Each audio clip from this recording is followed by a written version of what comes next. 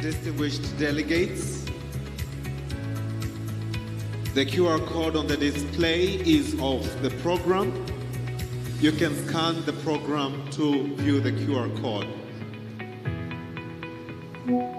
We have now honorable ministers arriving, and shortly the guest of honor will also be joining us.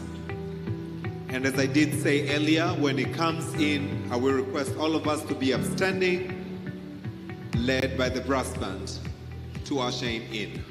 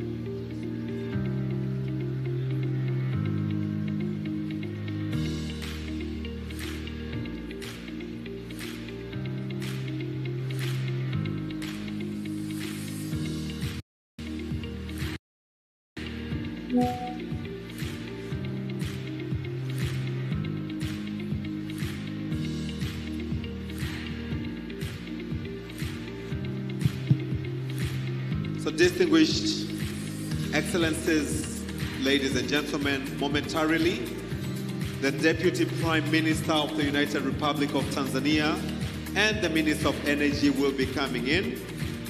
As he comes, I will also request you to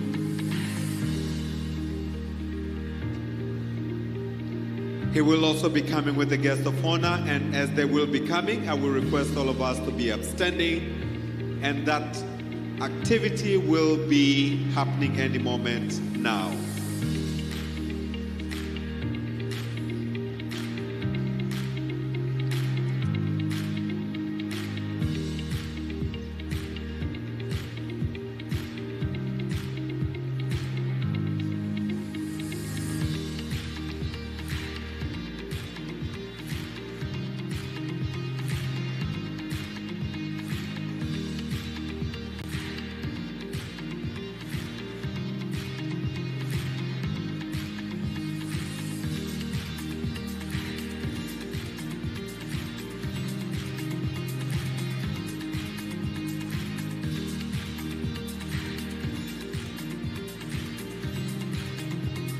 May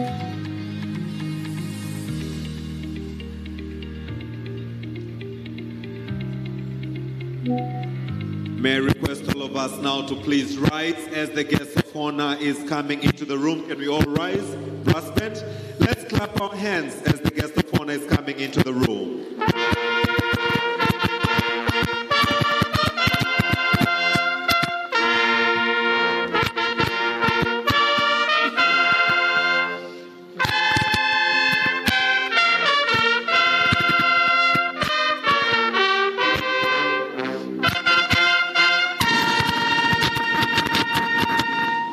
Your Excellency, may I request you to kindly remain standing as we are led by the brass band for the Tanzania's national anthem and that of the East African community.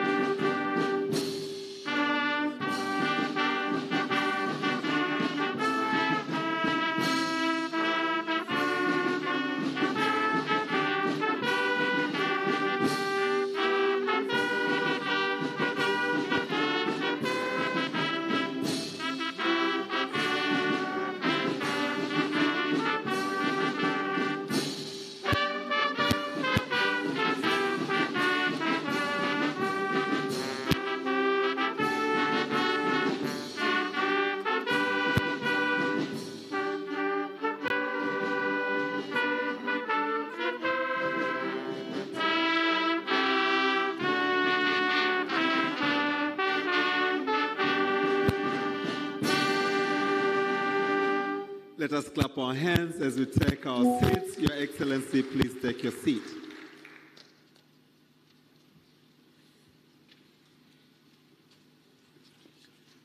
Your Excellency, we have our religious leaders, Prophet Samuel Samson Rolinga of Omega Ministries Church of All Nations, and Sheikh Ahmed Kadauma Bakwata, Dar es Salaam region and the chairman of Irshad Foundation, allow me to kindly invite them to lead us through the opening prayers. Karibuni, Prophet Samuel Rolinga, nikuombe pia share usoge mbele. Karibu.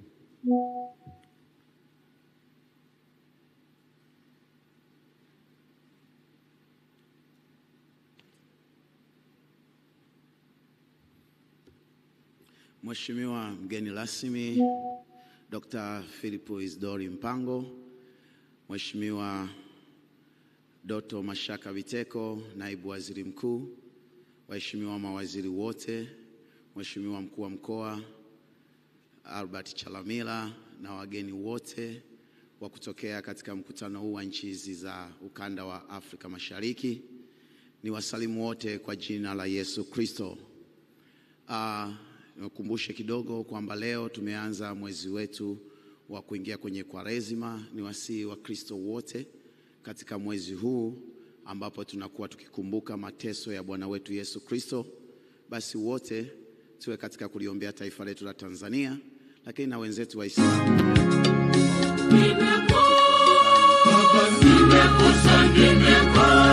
letu la Tanzania, hasa katika mwaka huu wa uchaguzi. Na pia hii ni wiki ya wanawake. Pia tukumbuke kumwombea Daktari Samia Suluhu Hassan kwa niaba ya wanawake wote na mwanamke wa pekee katika ukanda wetu wa East Africa kuwa rais wa kwanza mwanamke. Basi baada ya kusema hayo, niombe tuinamisha vichwa vyetu kwa heshima tuweze kuomba. Baba, katika jina la Yesu Kristo wa Nazareti mwana mle hai, ninakushukuru kwa ajili ya wakati mwema huu ambao Mungu umetupa kuwa pamoja hapa katika siku nyingine tena kwenye mkutano huu wa petroleum na gas ambao Mungu umetupa katika taifa letu. Mungu, tuseme nini zaidi ya tunu na upekee mkubwa uliotupa kama kinara katika nchi zetu za Afrika na East Africa kuwa nchi ya amani Tanzania. Ndio maana tunaona mikutano mingi inakuja hapa na viongozi wengi wanakuja hapa. Mungu, tunasema ni asante kwa ajili ya wakati huu mwema. Lakini Mungu, tunajua kabisa sisi kama waja wako ni mwezi wa Ramadhani, lakini pia ni mwezi wa Kwaresima. Tunaomba utusamee, uturehemu, ututakase, uyafute makosa yetu na utuondolee adhabu na kutupunguzia kila aina ya uovu ndani ya maisha yetu. Mungu, tunaomba utupe kibali na damu ya Yesu Kristo ikatuoshe. Zaidi ya yote Mungu, na ukabidhi mkutano huu wa 11 katika taifa letu la Tanzania ukawe mkutano wa amani. Fungua fursa, fungua kila ambaye yeyote anayetakiwa kubarikiwa na mkutano huu. Baba, ninaachilia ulinzi wa damu ya Yesu katika ukumbi wote wa mkutano, katika jina la Baba na la Mwana na la Roho Mtakatifu. Amen. Asante sana.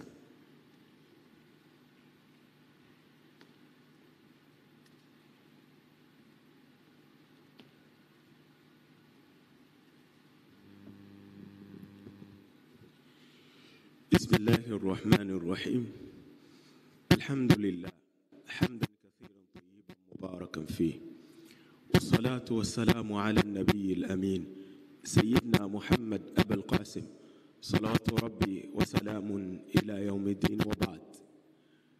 Ndugu zangu, hakika kila mmoja katika moyo wake na nafsi wake, hususani sisi ambao tuliofunga mwezi mtukufu wa Ramadhani, dua ya mfungaji huwa inakubalika moja kwa moja. Tumuombe Mwenyezi Mungu aijalie nchi yetu amani, aijalie kheri na baraka zake na utukufu wake. Alhamdulillahi rabbil alamin, wassalatu wassalamu ala rasulillahi Muhammad sallallahu alayhi wasallam. Allahumma ya maulana ya qadir, Allahumma ya maulana ya qadir, Allahumma ya maulana ya qadir. Mola wetu uliokuwa mtukufu, kwa baraka zako na utukufu wako, ijalie nchi yetu ya Tanzania izidi kuwa na utukufu. Ijalie kila kheri, ijalie kila baraka na utukufu wako Ilahi, kwa baraka ya mwezi mtukufu, mwezi wa Ramadhani. Ilahi, jalia kiongozi ambaye leo ndiyo mgeni rasmi, si mwingine isipokuwa ni makamu wa rais. Mwenyezi Mungu mjalie kila la kheri, mpe taufiki, mhifadhi na umkinge kwa baraka zako na utukufu wako. Ilahi, waziri wa nishati Dr. Biteko, Allah zidi kumhifadhi, zidi kumuinua kwa baraka zako na utukufu wako. Ilahi, rais wetu wa Jamhuri ya Muungano wa Tanzania Dr. Samia Suluhu Hassan, ilahi mhifadhi, mpe hikma, mpe busara, ili tuweze kunufaika na yale ambayo yalikuwa kheri. Ilahi, Afrika yetu unaiona, tumekaa katika mkutano huu, tumekaa katika kikazi hichi, hatuna tunachofanya isipokuwa ni kufanya yale ambayo yaliyokuwa mazuri katika mustakabali wa Afrika yetu na duniani kote kwa pamoja. Ilahi, tupe yaliokuwa kheri na utukinge na yote yaliokuwa shari. Wa sallallahu ala sayyidina Muhammadin wa ala alihi wa sahbihi wasallam, walhamdulillahi rabbil alamin.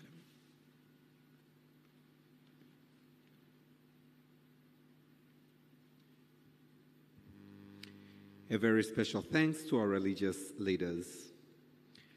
Your Excellency, Dr. Philip Isdori Mpango, the Vice President of the United Republic of Tanzania, who is our guest of honor this morning. We are so much honored and delighted to have you with us.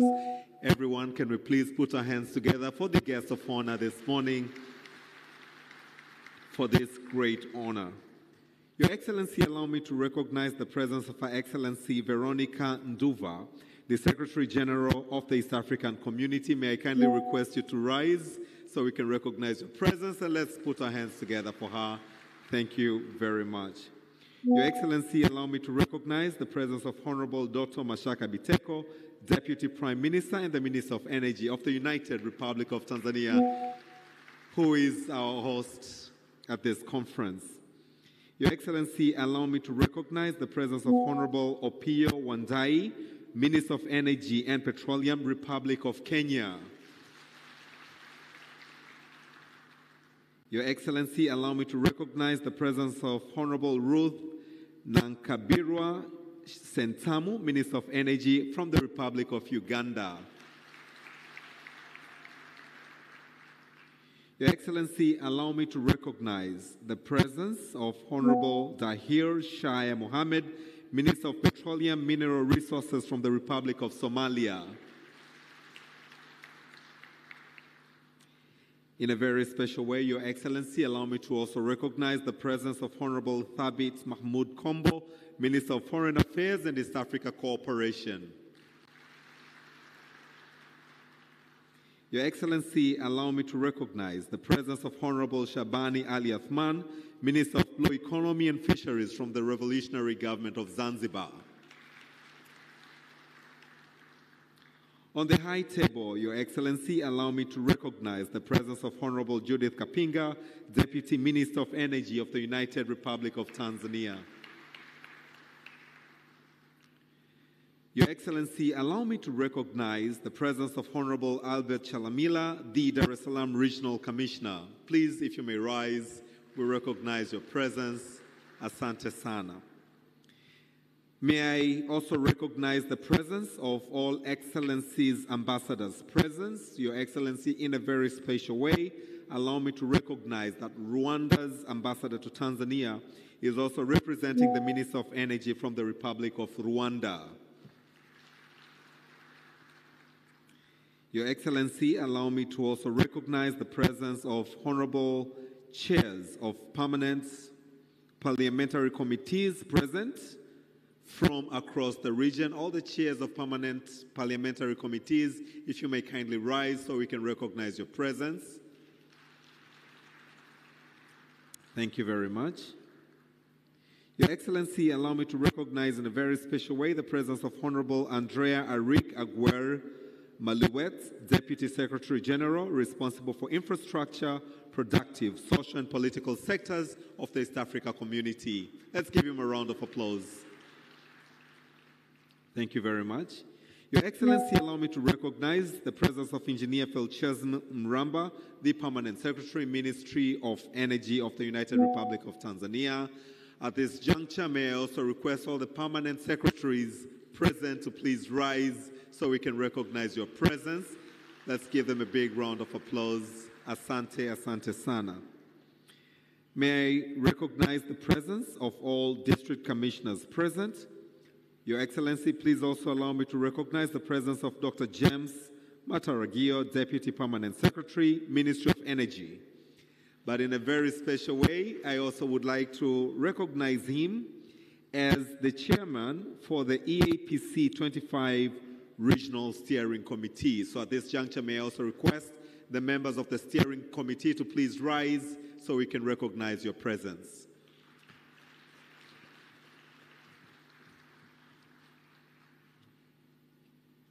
Thank you very much. Your Excellency, allow me to recognize the presence of Honorable Florence Namuyangu, Minister of State for Buyango Affairs from the Republic of Uganda. Very honored to have you with us. Thank you very much. Your Excellency, allow me to also recognize in a very special way the presence of Donald Kaberuka, economist and former president of the African Development Bank. Thank you very much. If you can kindly, sir, if you can kindly rise. If you can please stand up so we can recognize your presence. Let's give him a round of applause. Thank you very much. Your Excellency, this is a regional conference, and at this juncture, allow me to call upon country delegates that are present with us this morning. To begin with, all delegates from Rwanda, if you may please rise. Rwanda. Let's give them a round of applause. Thank you for coming. Burundi. Thank you, Rwanda. Burundi, delegates from Burundi. Let's give them a round of applause. Delegates from Uganda. Uganda. We can see also from the top. Thank you very much. Somalia. Delegates from Somalia. Let's give them a round of applause. Delegates from Kenya.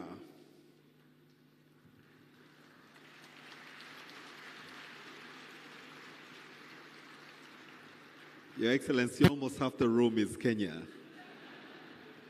Delighted to have them with us, but not to forget the host, Tanzania. Can we all please rise and recognize the presence of delegates from Tanzania?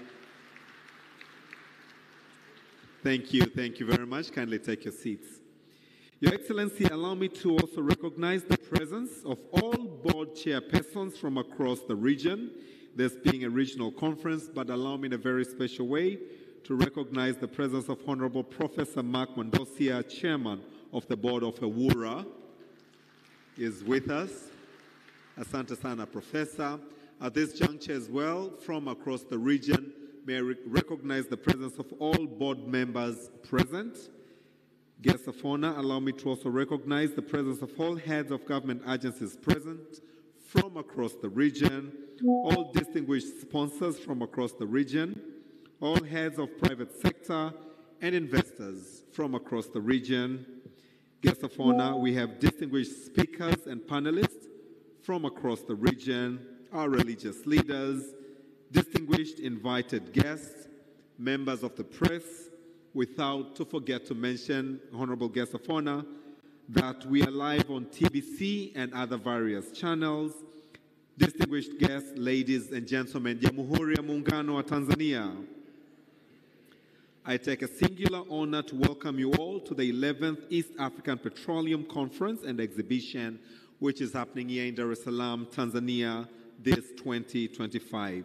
Your Excellency, this conference aims to bring or has brought together East African partner states and stakeholders to discuss plans and strategies for just energy transition.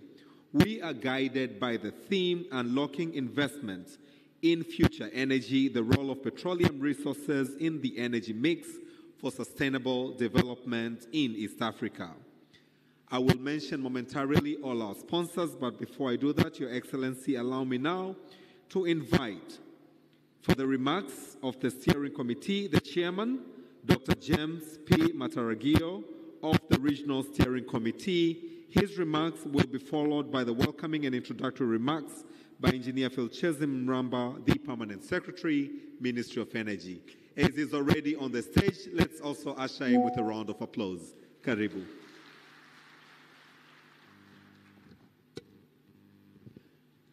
Your Excellency, Dr. Philip Isdoli Mpango, Vice President of the United Republic of Tanzania, Honorable Dr. Doto Mashaka Biteko, Deputy Prime Minister and the Minister for Energy, the United Republic of Tanzania, honorable ministers from East Africa Community, partner states, from other countries. Her Excellency Veronica Nduva, Secretary General of the East African Community, honorable members of the Parliament of the United Republic of Tanzania, Honorable Albert Chalamila, Dar es Salaam Regional Commissioner, and other regional commissioners present, Engineer Felichesemi Mramba, Permanent Secretary, Minister of Energy, and the host of this event, and all other secretaries present, Excellencies, Ambassadors, High Commissioners, and the members of the Diplomatic Corps present, Head of institutions, Executive Directors, and the CEOs of the local and the foreign institutions, authorities, companies, and associations, government officials, energy companies, representatives, business leaders, EAPCE'25 sponsors and organizers, media team, distinguished guests, ladies and gentlemen.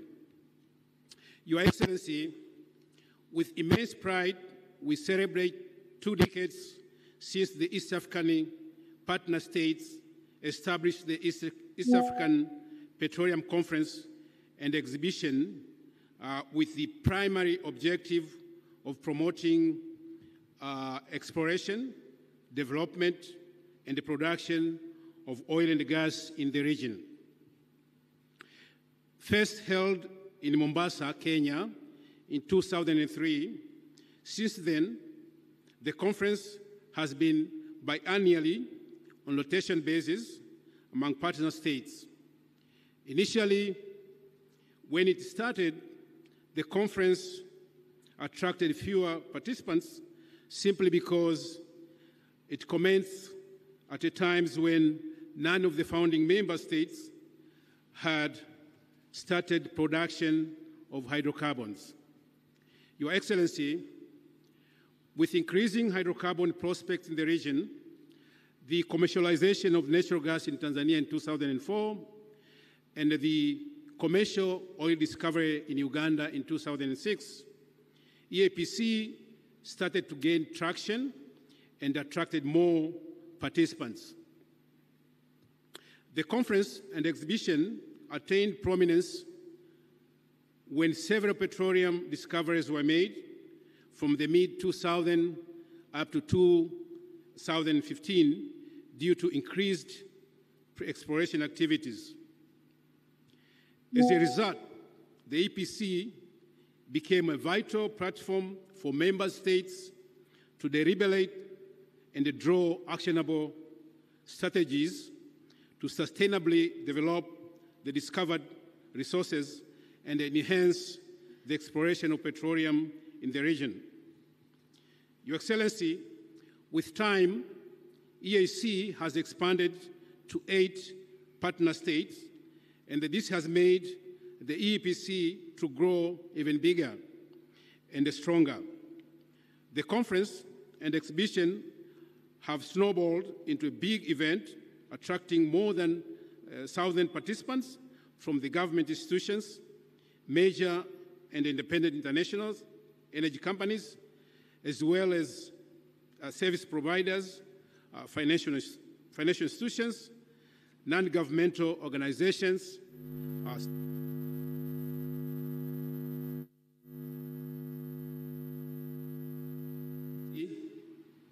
The decision on when and where the conference will be held is usually made by the East African Community, EEC, sector, energy, petroleum, and the mining, after which the regional steering committee was established to kickstart and coordinating for the conference. The steering committee is made up of representatives from all the partner states, and backing the steering committee in preparation is the National Organizing Committee, comprising members from the host country. Your Excellency, Currently, the EAPCE event is more than a forum for dialogue, as it offers several other memorable experiences. For instance, the pre- and the post-conference excursions in various areas offers participants a unique opportunity not only to learn about geology, but also to explore tourist attractions. Your Excellency, over the years, the EAPCE event has evolved to become an important platform for member states to showcase hydrocarbon potential of the region and to promote available investment opportunities. Accordingly, partner states have used this platform to launch licensing rounds, appraise the world on the progress of the hydrocarbon exploration and the development in their countries, and to draw resolution on sustainable exploration and the development of hydrocarbons in the region. Further, the participants have had unique opportunity to present and discuss several topics about energy sector, through which participants exchange ideas and increase their understanding of solving energy challenges.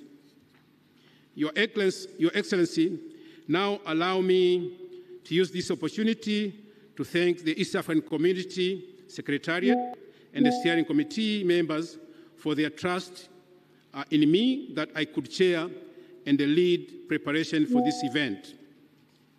Your Excellency, exceptionally, I sincerely thank the government of the United Republic of Tanzania under the visionary leadership of Her Excellency Dr. Samia Suluhu Hassan for being there for us at all the times.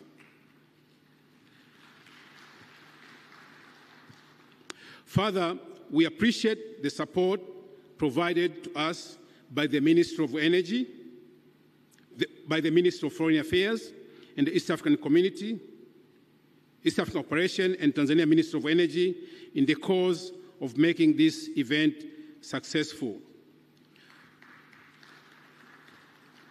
At this point, please allow me to specifically and categorically thank the following. First, Honorable Mashaka Biteko, the Deputy Prime Minister and the Minister of Energy of the United Republic of Tanzania, for his invaluable guidance that enabled us to successfully undertake this event. Also, Honorable Judith Salvio Kapinga, the Deputy Minister of Energy, for being there for us and providing much needed support. Engineer Felsim Joseph Mramba, the Permanent Secretary, for being there at the forefront of this. The National Organizing Committee team, under the chairpersonship of Engineer Joyce Kisamo from the Ministry of Energy, that we could not do this without you, Joyce. Thank you so much. Our sponsors, we shall forever treasure and the support you rendered to facilitate the conference. Your names have been written with gold ink in our book, in our good books. And lastly, but not for importance, is the media. Thank you for the promotion of this event and informing the stakeholders and the general public about it. We are very grateful for your support.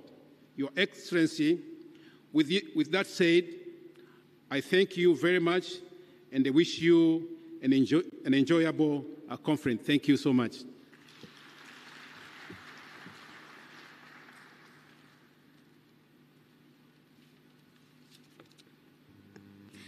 Let's once again give a round of applause to Dr. Mataragio. Asante sana, Doctor. Tunakushukuru sana.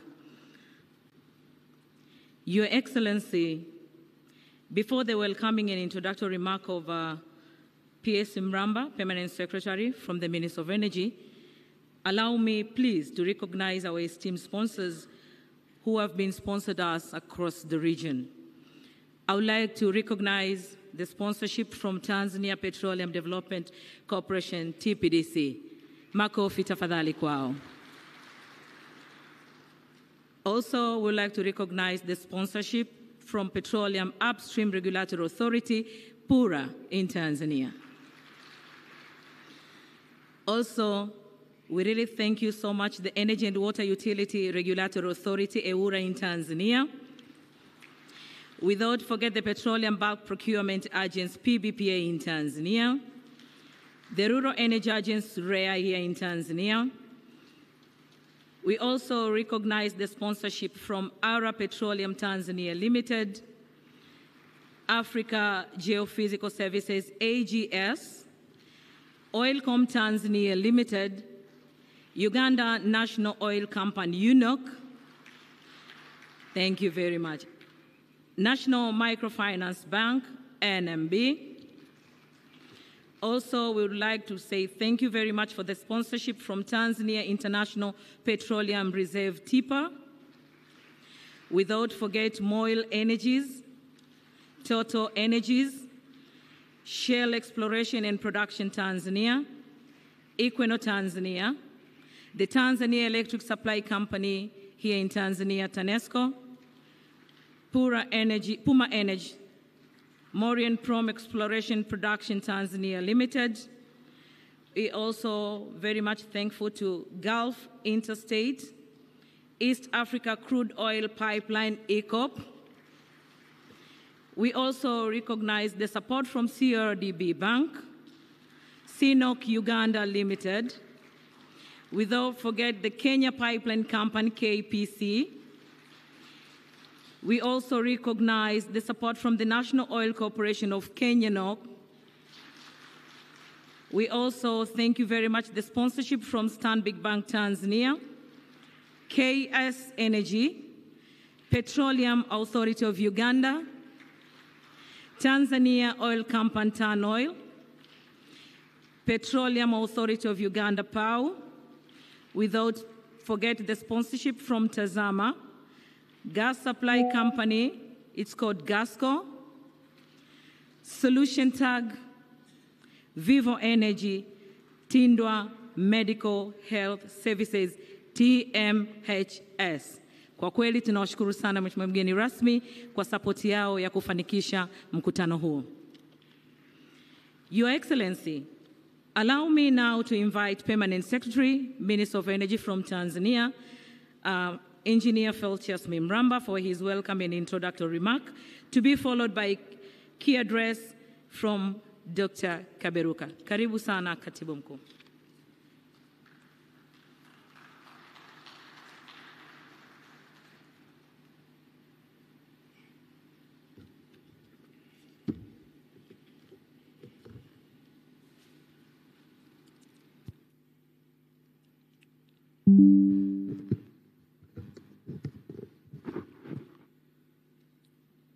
Your Excellency, Dr. Philip Isdor Mpango, Vice President of the United Republic of Tanzania, Honorable Dr. Doto Mashaka Biteko, thank you. Deputy Prime Minister and Minister for Energy of the United Republic of Tanzania, Honorable Ministers representing various East African countries, delegates, ladies and gentlemen, good morning. Your Excellency, it is my privilege and honor to stand before you this morning as we gather for the opening of the 11th East African Petroleum Conference and Exhibition 2025. On behalf of the Minister of Energy, I extend a warm welcome to all our distinguished guests who came from different countries to participate with us in this conference. I trust that you have had an enjoyable stay in Dar es Salaam, and we hope that as we'll keep on staying in Dar es Salaam, you'll be safe and enjoy your stay.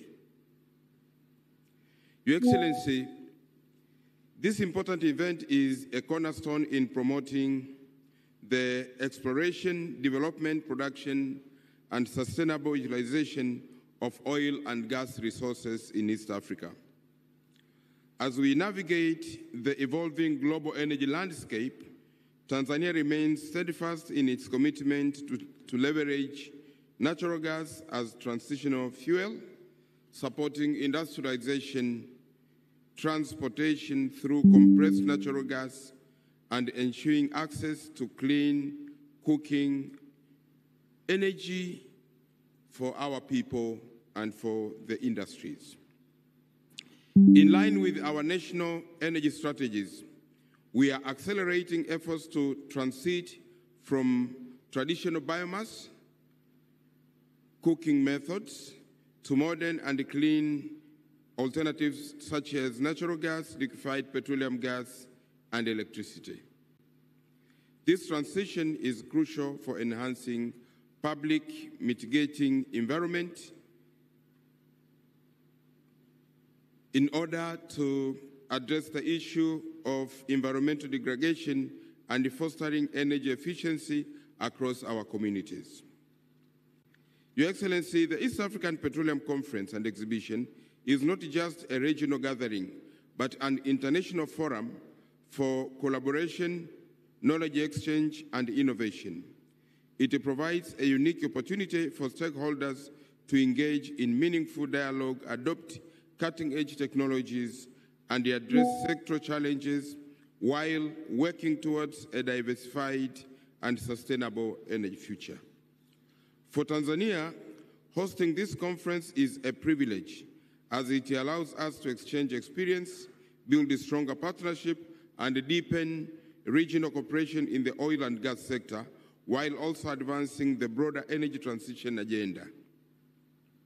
Moreover, it provides a platform to highlight the critical role of energy transition in achieving sustainable development goals. And of particular interest is promotion of clean cooking energy solutions that improve livelihoods and protect our environment. Your Excellency, throughout this conference, a series of sessions and exhibitions have been carefully curated to provide comprehensive insights into the petroleum potentials of our region, as well as the transformative role of energy transition and clean cooking energy in shaping a sustainable future. The conference program will guide our proceedings, and our dedicated Secretariat stands ready to assist with any inquiries. Your Excellency, as I conclude, I want to extend my sincere appreciation to the organizing committee for their tireless efforts in making this conference a reality. I also wish to acknowledge and thank our sponsors for their invaluable support in ensuring the success of this event. Your Excellency, I know that introduction was done, and one of my role was to do the welcoming remarks as well as doing round of introductions. Now, Your Excellency, allow me to introduce few people who were not covered in the introduction done by the Master of Ceremony. And to start with, let me recognize presence of regional commissioners who are with us today.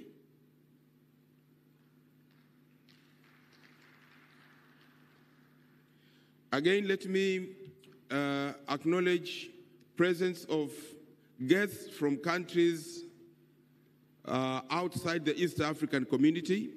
And here we have guests from the SADC and other friendly countries. Please, can I invite you to stand and wave to the guests of honor.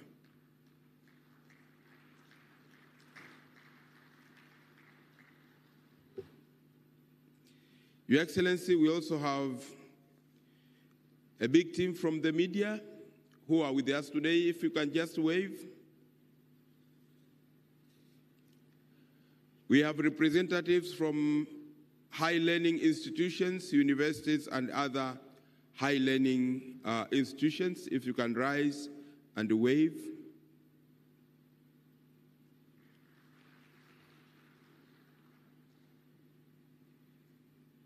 With that brief acknowledgement of few people who were not introduced earlier, let me, Your Excellency, thank you so much. And again, invite all of you, especially those who are coming from outside Tanzania, and say, feel at home in Tanzania for these few days. Asante sana.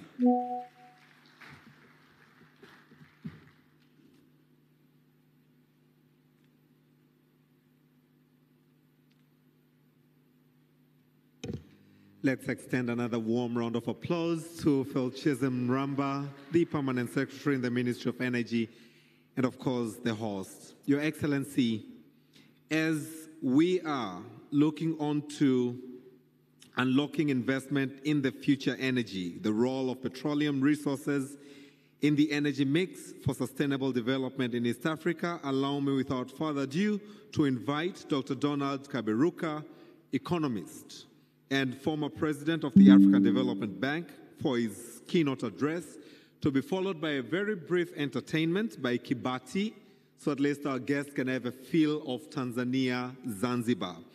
This entertainment will also be followed by the opening remarks now, to begin with those of the EAC Secretary General. But for now, Dr. Donald Kaberuka, please, karibu as he comes. Let's welcome him with a round of applause.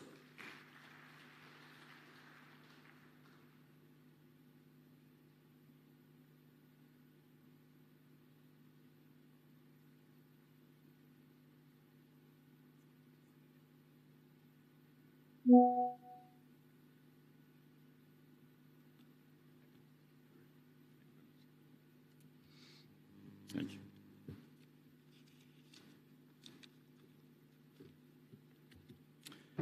Good morning. Guests of honor, excellencies, friends, I really appreciate this opportunity to join you today. I think your association over the years has done a great job of identifying, articulating all the issues which are pertinent to this industry. And so I'm happy to be with you today. Now, as a fellow East African, will you allow me to be very frank here and share with you maybe a few things which in the confines of a conference of this type sometimes alluded to, sometimes avoided. But in the interest of time, I'll try to be quite brief. So, between 2000 and 2008, I was partly president of the African Development Bank, and I observed a very unique phenomenon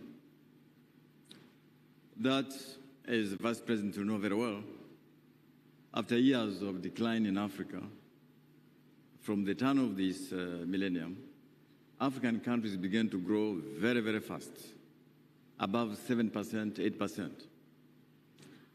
Now, the first thing I want to say to you is that the fastest growing region in that period was East Africa. And yet, East Africa then had no oil, no gas.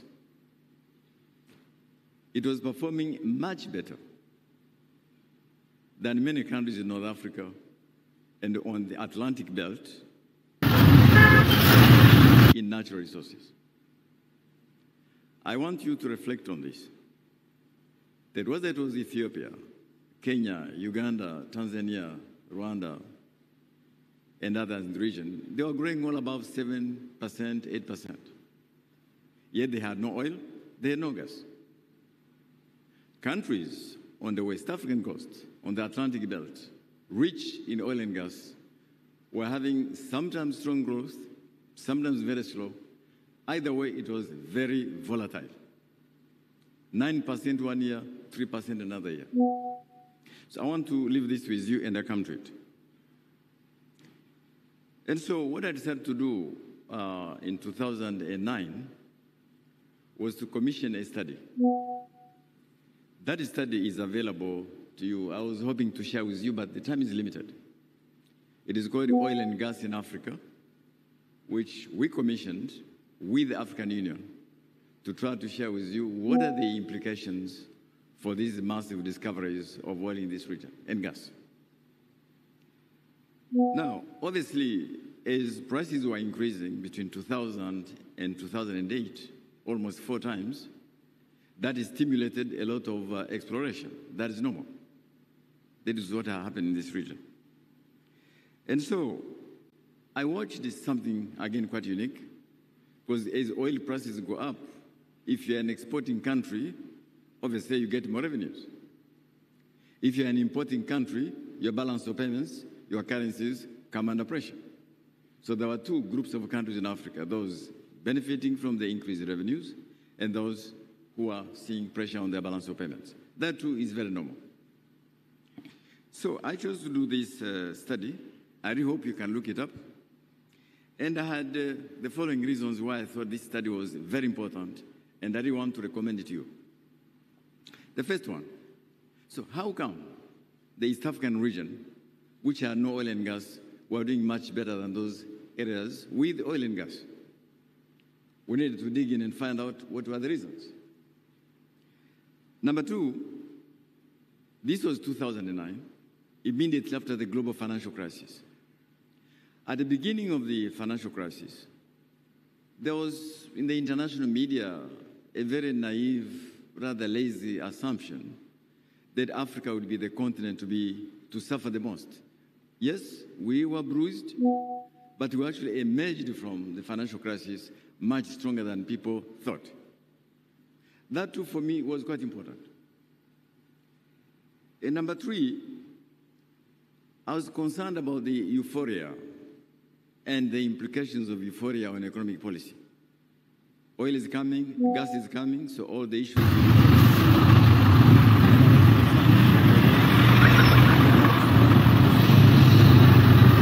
This thing called, in common language, they call it the Dutch disease, i.e., as countries discover these natural resources, okay, because of the macroeconomic issues I don't want to go into today, other sectors, especially agriculture, suffer very badly. And so countries who are self-sufficient in food suddenly become net importers of food, jobs get lost, the enclave economy develops, and there are no linkages with the rest of the economy. The fourth reason I was keen to look into this was that some countries, they discover these resources, decide to set up special funds known as sovereign wealth funds, or what some people call intergenerational funds. That is to say, as you recoup all these resources, you don't spend all of it, you save a lot of it for future generations, which is a very good thing to do. Botswana has done this for years, and Libya as well. And so many of these countries were keen to set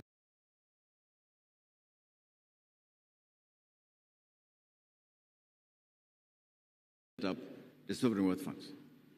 But it was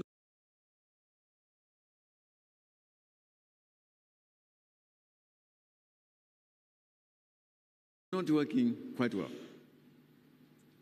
And I was keen to understand, so if you want to set up a sovereign wealth fund, as I'm sure many of you will do, what kind of sovereign wealth fund would that be? It could be a fund.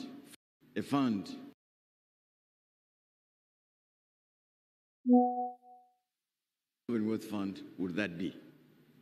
It could be a fund for a rainy day, a counter-cyclical fund. It could be a fund for investment, or it could be a fund for future generations. But my assessment of the different funds, we look at about 11 of them, the evidence was quite mixed. And we were keen to see what kind of recommendations we could make to those countries. And finally, this is very important for our friends, the Minister of Energy. Thank you, PS, for what you said today. You see, whether it is hydropower, whether it is power from fossil fuels, whether it is power from other sources, two things are critical. Number one, there are very few countries in the world who can have energy security totally from their own domestic resources. It is absolutely important to build regional energy markets, as you are trying to do in East Africa. Buy and sell from each other, as I would encourage you to do. But how do you do that? How is it best done? And one more thing, I found that as you look at energy security, there are a number of considerations. The first consideration is that, of course, it should be available. But it might be available and not accessible. So the second thing, it must be accessible. And the third thing is it might be available and accessible, but not affordable. And so it is available, but there is no energy security. And typically, as you know very well, the biggest culprit in all this was the financial state of our national off-takers, the national electricity company, national power companies, which are the biggest buyers of these resources, which then distribute them in the grid. I found that in many of our countries, even though power was available, affordability was a problem, because the national off-takers' balance sheets were so bad, so poor, that they were passing on the cost of inefficiencies to the consumers and to industry. And very finally, I looked carefully at countries who we call them the first generation of gas and oil producers. How many of them have actually created a petrochemical industry? In other words, all the way from here to here. We are digging oil and gas, exporting it, getting revenues, but hardly anyone, except two, tried to begin the process of building a petrochemical industry to be part and parcel of the global value chain of this particular asset. Now, I've been told again time is limited, so I don't have time to go into all this. But I want to share with you some of our findings. And I want to encourage you to look at that report. It's called Oil and Gas in Africa by the African Development Bank and African Union, and it's dated 2009. It's 15 years ago, so it's a bit dated, but you may find some useful tidbits in there. Both on issues around which we'll be discussing today. How do you attract investment? What kind of investment? How do you negotiate contracts? How do you ensure local content? How do you ensure backward linkages? And all the stuff you know very well. So here is the first conclusion, which again I want to repeat because I've already referred to it. Natural resources do help our economies, but they're hardly ever the decisive factor. Natural resources are hardly ever the decisive factor. A famous expert distinguishes two types of wealth. There is wealth which you inherit from God, and there is wealth which you create. There are two forms of wealth. So the secret of successful countries who discover natural resources are those able to transform the inherited wealth, oil and gas and diamonds, into created wealth, which means the human mind. This is a conclusion which I'm sure you are very much aware. Natural resources are depletable. They will end one day. Even if they do not end one day, by themselves, they don't constitute wealth. They increase the size of the balance sheet, but hardly constitute wealth. It's a conclusion which sounds obvious, but which many countries have forgotten. So how are you able to take those natural resources inherited from God and turn it into created wealth through the things, social investments, you know very well, is a key. And so possession of these resources is no guarantee of prosperity. Is no guarantee of prosperity. It all depends upon, as you know, how you negotiate the contracts. I know this is very controversial, but there are experts here on that. How you negotiate the contracts. The kind of partnerships between different parts of the industry. I think here, Botswana is a very good example of how over the years, the country in the diamond industry created a relationship which has gone on for almost over 60 years, quite successfully, until I think recently they had to negotiate a few things. But if the contracts are poorly negotiated and have to be renegotiated every so many years, then there lies an element of instability which does not serve the industry very well. And the third thing, of course, is how you manage those resources. You could manage them in a fiscally prudent way, which ensures macroeconomic stability, or in an imprudent way, which generates debt and unsustainability of the same debt. It's a fiscal choice which the country make, and many of them have made either good choices or bad choices. And the very last point here, I'm sure you'll be discussing it again, is how you ensure that in the current discussion about the journey to net zero by 2050, how our industry is designed to be part of that journey, but taking into account the fact that we are still an energy-poor continent, but also that we start from different starting points, and therefore our energy transition will be different. How that is designed as we develop this industry is extremely important. So that probably is something which you're familiar with. The second conclusion on this paradox of plenty, i.e., a country is very rich, exporting maybe 1 million barrels of oil per day, but 60% of the population live below $1 a day. That is a famous paradox of plenty. Partly because the oil and gas industry are what we call enclave industries. They create very few jobs, and the linkages with the rest of the economy are quite limited. And so, if there's no deliberate policy of linking up that enclave industry with the rest of the economy, there goes your paradox of plenty.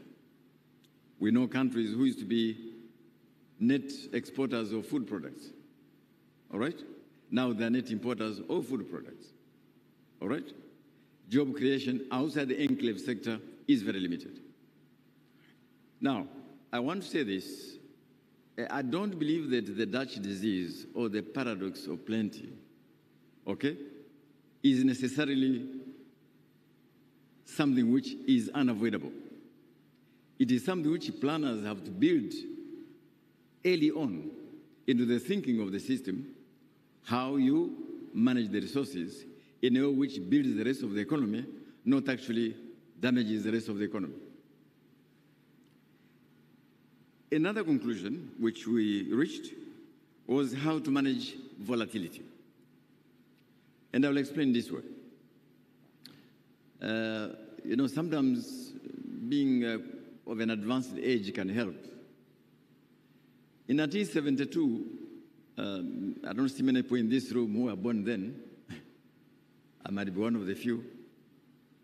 1972, the price of the barrel of oil was about $3, thereabout. In dollars of their time, $3. Because of the events in the Middle East, complicated, price jumped from $3 to $12 in just 1 year. $3, $12, 1 year.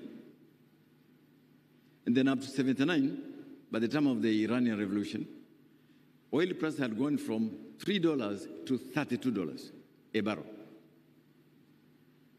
You can go back and research this. And the impact was quite interesting. And forgive me, I just have a few points and I'll be done. What happened was we had three parts of the world like this. In the Middle East, countries were awash with surpluses. They called them petrodollars. In Africa and partly Latin America, the opposite. As our balance of payments came under pressure. And so Africa began a long journey of decline where real per capita growth became negative for the first time. In other words, our population was increasing much faster than the economies. This oil shock, okay, caused a damage which lasted about 30 years in many of our countries, debt crisis and so on. Why am I saying this? Then, by mid-1980s, as some African countries had begun to discover oil prices crashed back again to about $8 per barrel. Again, because of events somewhere else. And so, as I looked at these oil prices between 2002 and 2008 go from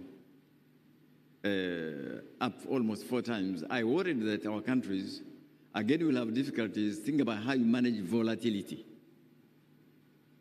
I did explain to you that the reason East Africa was doing very well was that the economic basis of growth in this region was not based on volatile material.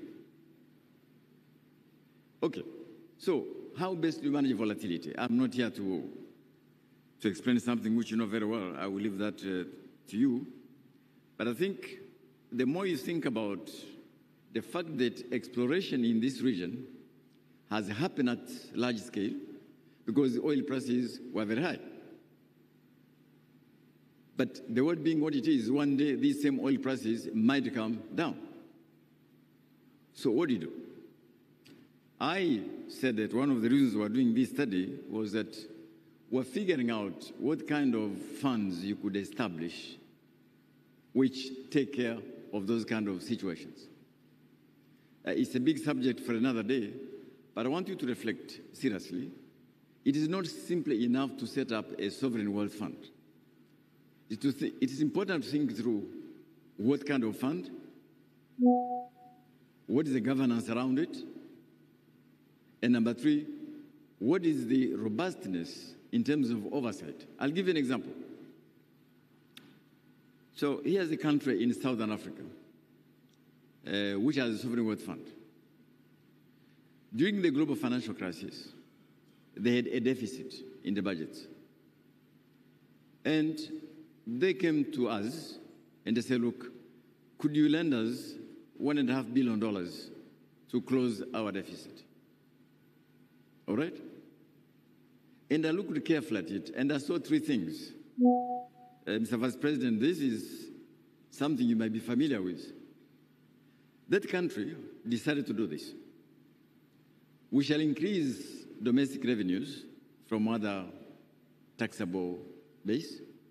We shall cut our expenditure, but we shall not touch a single dollar from the sovereign wealth fund. Now, there is another country not far from there which took the opposite decision. Because they were running a deficit, so instead of doing the adjustment in terms of the revenues and expenditures, they say, wait a minute, but we have a sovereign wealth fund. All right? Although the law says how you can access or not access the sovereign wealth fund. So they went to the sovereign wealth fund and depleted it. At the time, the government said, no, they were borrowing from the sovereign wealth fund, but that is not provided for by the law. But it happened anyway. So my concern was that as you set up these funds, which I'm sure you will, think hard about what exactly is your intention. Is it to save for the future? Is it to build up an investment fund? Or is it a counter-cyclical fund? Unless you have that clarity at the beginning, the day you have a deficit, you are going to raid your sovereign wealth fund. And that was exactly the elements of excessive volatility. I've been warned that I have limited time, so I would like to just end on this point. East Africa, in the next 30 years, will count a lot. Since we're in Tanzania, Tanzania will be among the top 15 demographies in the world. with the like of India, Indonesia, Brazil, the US, Mexico, Nigeria, Egypt, Ethiopia, Tanzania will be up there, demographically speaking. So this region will matter in terms of demographic weight in the next 50 years. Now, the way also these things work is that around 2070, the famous demographic transition might take place. It will begin to take place, i.e., the number of dependents in relation to the labor force will have begin to change. Not now, but it will happen. But between now and then, the youth numbers are increasing, the size of the labor force is increasing. But one day, the decline will begin. And it is extremely important that as we think about this newly found wealth, we try to match it with what is a historical duty now we have, which is to build human capital, which will build innovation, which innovation is the real future wealth. So I leave you a thought that God has blessed us in East Africa with these resources. Negotiate the contracts very well. Please do. Build long-term partnerships with other parts of industry, not the conflictual partnerships, but that depends upon the contract you negotiated. Manage very prudently, because this resource is depletable. It will end one day. And even if it does not end soon, it is very volatile, especially in the context of the energy transition which we are facing, which we have to address quite differently. So I want to wish you very well. I want to thank you for what you do. I look through your program, everything's there. You are going to discuss all the pertinent issues, but I wanted to leave you these humble thoughts.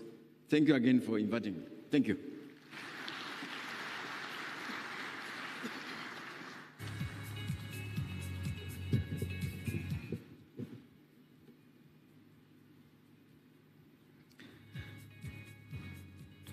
Asante sana, Dr. Donald Kaberuka, the economist and former president of the African Development Bank, for that fantastic keynote address.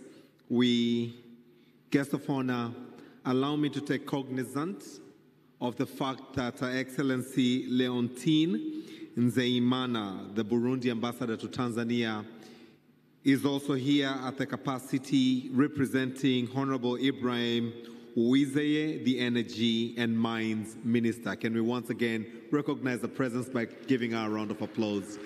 Thank you very much.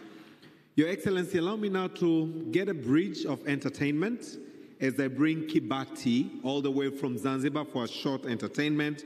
This entertainment will now be followed by the opening remarks, which shall commence by the remarks by Her Excellency Veronica Nduva, the EAC Secretary General, to be followed by those by Honorable Dr. Mashaka Biteko, the Deputy Prime Minister and the Minister of Energy, who will then invite you to speak to the East African region using through this audience. But for now, Kibati karibuni sana for a few minutes of entertainment, a spice and taste of Tanzania entertainment from all the way from Zanzibar. Karibuni sana. Hello. Asante Mheshimiwa mgeni rasmi. Kibati ni miongoni mwa ngoma ambazo ni maarufu sana. Zinatokea kule kaskazini Pemba na zinachezwa katika sherehe tofauti tofauti. Basi tuwaruhusu Kibati ili waweze kutuonyesha asili ya malenga wawili ambao kwa sasa amebaki mmoja ili kuweza kupata burudani kutoka Afrika Mashariki. Karibu Kibati. Hello.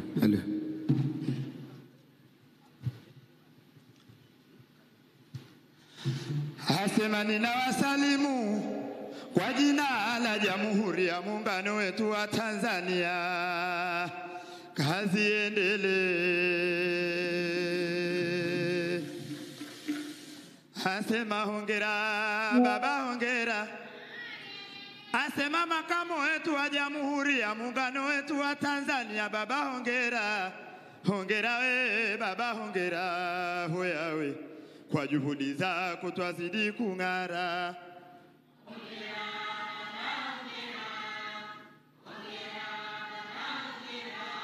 hongera we baba, hongera hoyawe kwa juhudi zako. Asema baba Isidori Mpango, baba hongera, wanao baba twakupa hongera, chuo cha mafunzo twakupa hongera, hongera we baba, hongera hoyawe kwa juhudi zako twazidi kung'ara.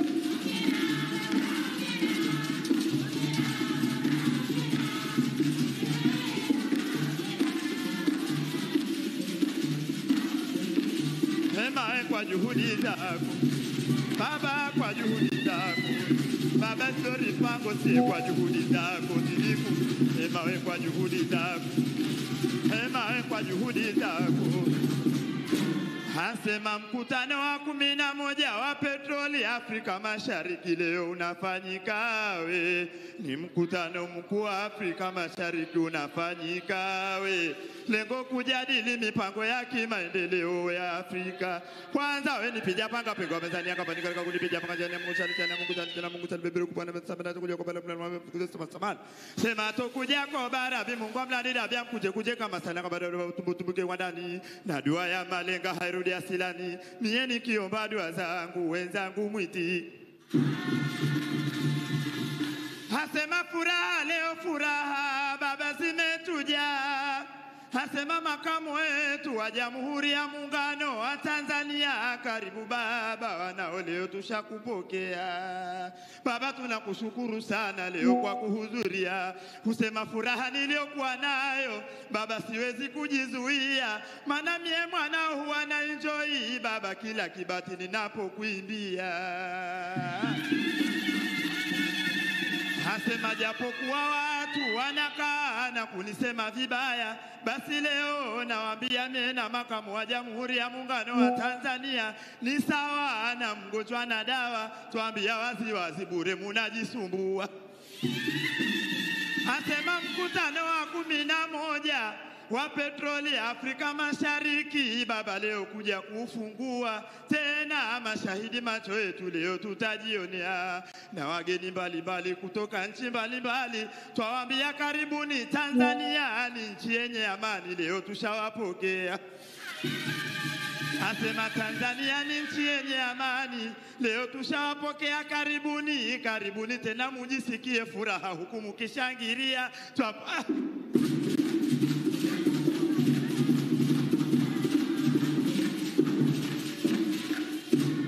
Asema mkutano mkuu wa Afrika Mashariki baba leo tunashangilia, kwanza kuweka pamoja mataifa na wadau wa Afrika Mashariki kujadili mipango ya kimaendeleo.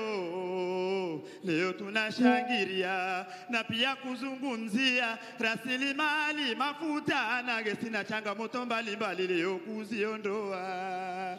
Basi bila ya kusita na siye tunaomba dua. Asema bila ya kusita na siye tunaomba dua, basi mkutano umalize salama na yale yatakozungumziwa yaweze kukamilika. Leo hapa tunawaambia, asema pongezi kwa rais wetu mpendwa Mama Samia, rais mpenda haki, msimamia sheria, tena ni kiongozi madhubuti, kwake tunajivunia. Asema mama amekuwa kinara kuhamasisha nishati safi ya gesi ya kupikia. Hongera rais wetu kipenzi mpendwa Mama Samia, maendeleo mbalimbali nchini tunajionea. Asema nikiona mkutano huu basi moyoni mwangu mie hufarijika, maana Jumuiya ya Afrika Mashariki nazidi kunawirika. Basi tuomba Mungu mkutano huu Mungu auzidishe baraka.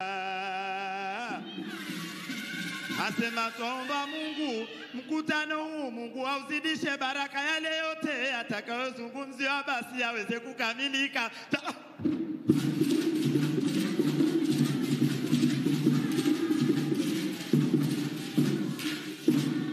Asema mpewa hapo kwenye wahenga wameshatwambia, Hema hata ukifanya chuki we bure unajisumbua. Sema naibu wetu waziri mkuu si mwingine baba. Siye wanao pongezi twakutolea. We ni kiongozi mashuhuri hakika twajivunia. Baba umekuwa msaada mkubwa kwenye serikali yetu, maendeleo nchini tunajionea. Baba kuna jambo kubwa mimi naoni nataka kukwambia. Asema ulipokuja Zanzibari baba kufungua jengo la Zawa, kikundi chako cha mafunzo siye ndiyo tulioingia. Baba hukuja mikono mitupu, zawadi ulituletea. Basi leo mbele ya hadhara hii najua baba zawadi umetuandalia. Asema nikija hapo mbele namuona Mheshimiwa Baba Mahamudu Sabiti Kombo, tunakupongeza sana. Asema ni kiongozi mashuhuri, mpole, hapendi shari, ni mtu mwenye hekima. Baba uongozi wako tunaona we ni kiongozi hodari sana. Asema na waziri wetu kipenzi wa uchumi wa buluu si mwingine Baba Shabani asiyemtambua nani. Asema Baba Shabani umeshika tama, unawaza kitu gani? Siye ni kikundi chako kile cha mafunzo kutokea visiwani. Baba kukuona kwa hakika tumefurahika moyoni. Asema kukuona kwa hakika tumefurahika moyoni.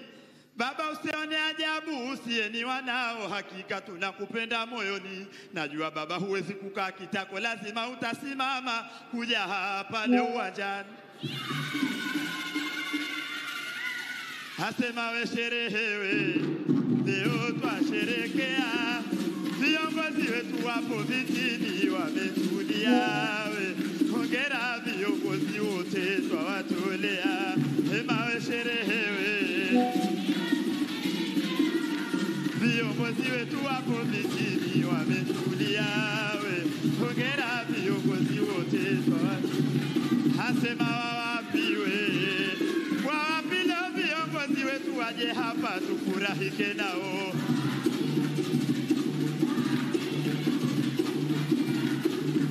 Hema waje hapa, hema waje hapa, hema waje hapa. Sema ndugu zetu wa Kenya jama leo na wataka uwanjani. Asema Uganda mko wapi na wataka uwanjani. Zambia leo mko wapi siye twawataka uwanjani. Leo ni furaha kwetu siye tumefurahika moyoni. Kapteni Baba Hamadi mie na kutaka uwanjani.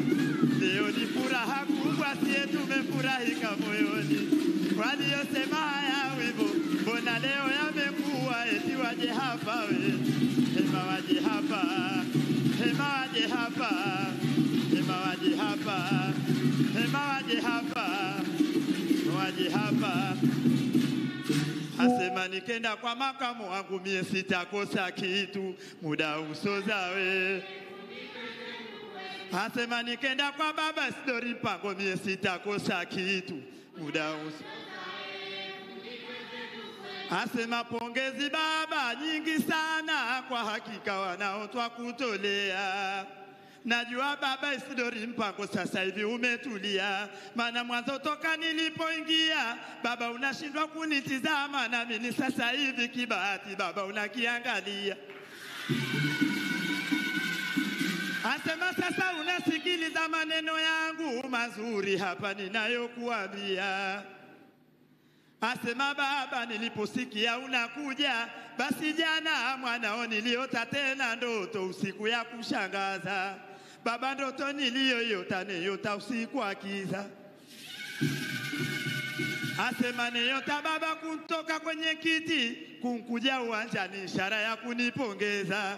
Basi mwanao nikakaa ndoto hii nikajiuliza, baba itakuja tokea kweli au shetani mbaya kapita kunipumbaza.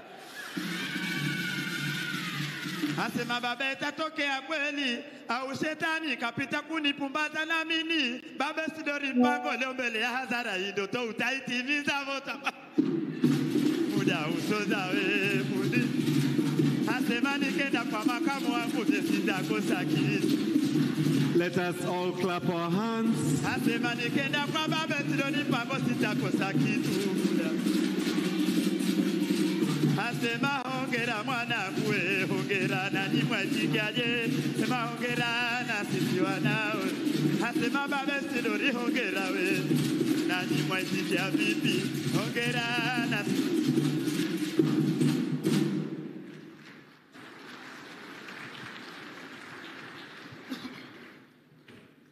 Kaka, Kibati.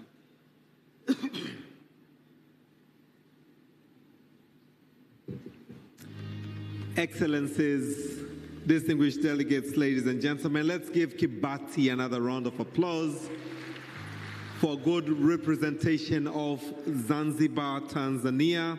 But allow me, guests of honor, to also say that Tanzania not only houses the beautiful long beaches, but is also the home for Kilimanjaro, which is the highest peak in Africa, but the highest standalone mountain in the world, Serengeti, Ngorongoro, and Zanzibar. Without further ado, guests of honor, allow me now to invite Her Excellency Veronica Nduva, the Secretary General of the East Africa Community, for our opening remarks. Our opening remarks will be followed by the remarks from the ministers present, to begin with the Minister from the Republic of Uganda. As she's already on the stage, let's give her a warm round of applause. Karibu sana. Thank you very much. And thank you, Your Excellency, for releasing the dancers finally. Excellency, the Deputy, Excellency Dr. Philip Mpango, the Vice President of the United Republic of Tanzania, Excellency, the Deputy Prime Minister of Energy and Minister of Energy, United Republic of Tanzania, Honorable Dr. Mashaka, Honorable Ministers, allow me, Your Excellency, naomba uniruhusu nisimame kwa itifaki zilizowekwa kwa ajili ya muda. Excellency, it is my great honor to welcome you to the 11th East African Petroleum Conference and Exhibition. I would like to extend my sincere gratitude to you, Your Excellency, for taking time out of your very busy schedule to grace this important occasion. We are privileged that the United Republic of Tanzania, a key player in East Africa's energy sector, is hosting us here yet again in the City of Peace, Dar es Salaam. I want to thank the Ministry of Foreign Affairs because Dar es Salaam has hosted a series of activities in the recent past, and we have received the most gracious protocols and hospitality. Thank you very much. Again, a special thanks goes to the government of the United Republic of Tanzania for its tireless efforts in ensuring the comfort of all delegates. I also extend my appreciation to the ministries responsible for energy for their hard work in organizing this event on behalf of the EAC and for the steering committee for the great execution. Your Excellency, before I get into my main remarks, as you're aware, the 8 heads of the East African Community partner states bestowed upon me the honor to not only be the 7th Secretary General of the community, but the first woman. I therefore, thank you.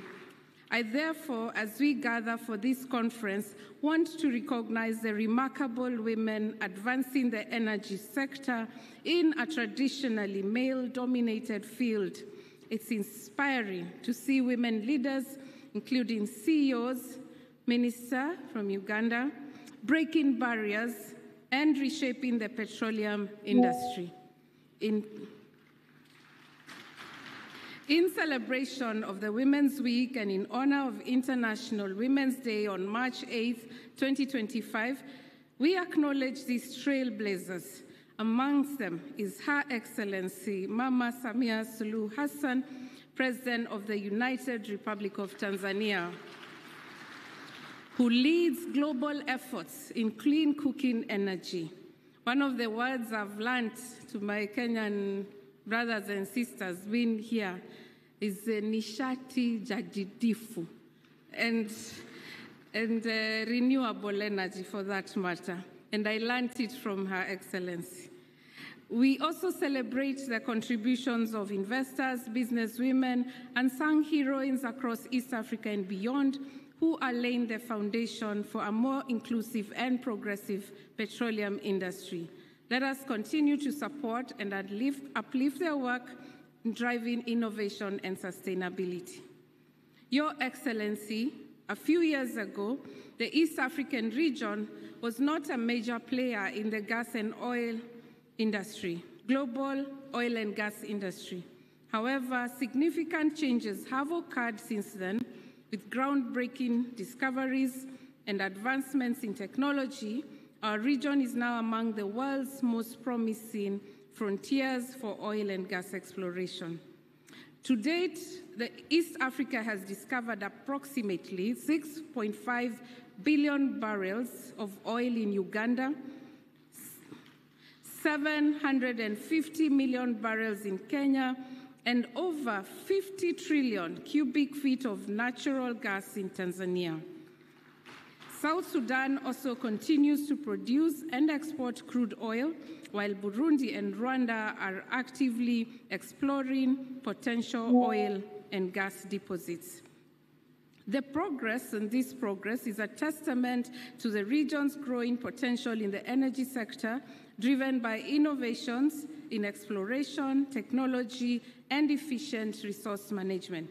I'd like to take this opportunity to thank all of you for your continued support and partnership in this journey. The 11th EAPCE 2025 claims to fulfill one of East Africa's community's primary objectives, to promote the sustainable utilization of our natural resources while effectively protecting the environment. The theme of this conference, Your Excellency, unlocking investment in future energy, the role of petroleum resources in the energy mix for sustainable development in East Africa, focuses on attracting capital investments necessary for exploration, development, and sustainable production of petroleum resources. Despite the challenges faced by the continent in utilizing petroleum resources for socio-economic transformation, we have the responsibility to learn, improve, and do better. Your Excellency, the East Africa region is now recognized globally as the key investment destination for oil and gas. The discovery of these resources, as mentioned, in Uganda, Kenya, Tanzania, alongside South Sudan's continued production, and export of crude oil, demonstrates the tremendous progress that has been made. Since the inception of the East Africa Petroleum Conference, we have seen remarkable achievements shared at every conference. As we gather here for the 11th conference, we can expect more updates on the oil and gas development, including new investments, infrastructure developments within the region. However, this progress must be supported by harmonized, stable, clear regulatory, legal, and fiscal frameworks. Moving to action. Where global oil prices have fluctuated in recent years, the East African communities and economies have remained resilient, weathering the storm. This continued economic growth, despite these global challenges, demonstrates the region's ability to offer long-term prospects and returns on investment. Investors can be assured that East Africa is a stable and attractive region for investment, even in the face of global economic uncertainties.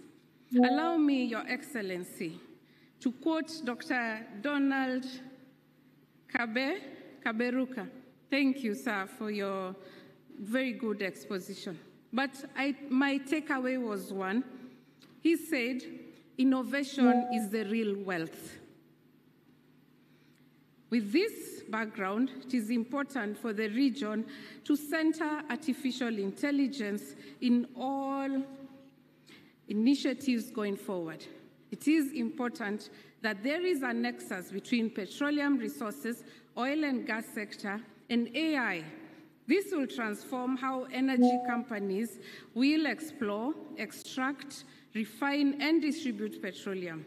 There is need to invest heavily in digital infrastructure and pathways to drive efficiency, reduce costs, and improve sustainability.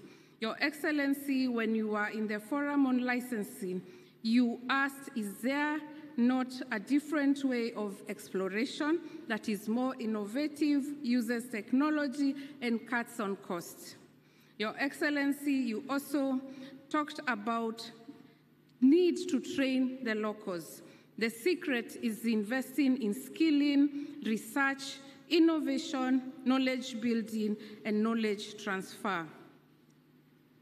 Excellencies, some of the areas to consider alongside these are automation, optimization, predictive maintenance, smart refineries, logistics spill detection and prevention, price forecasting, risk management, etc. AI is here with us. We do need to invest in it. Previous conferences have proven to be valuable platforms for interaction, networking, and business opportunities. I have no doubt that this year's conference will provide even more chances for collaboration and partnership, helping to drive the oil and gas sector forward. I want to encourage you all to participate in the field excursions that have been carefully planned for this conference. In conclusion, I am confident that you'll find this conference both informative and rewarding.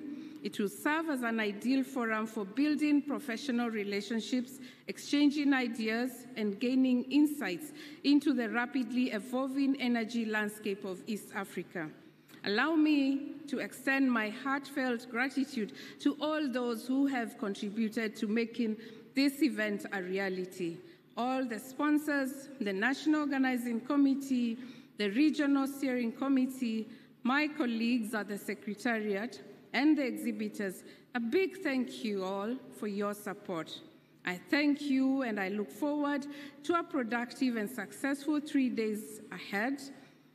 Ramadan Kareem, blessed Lent, happy International Women's Day, asanteni sana.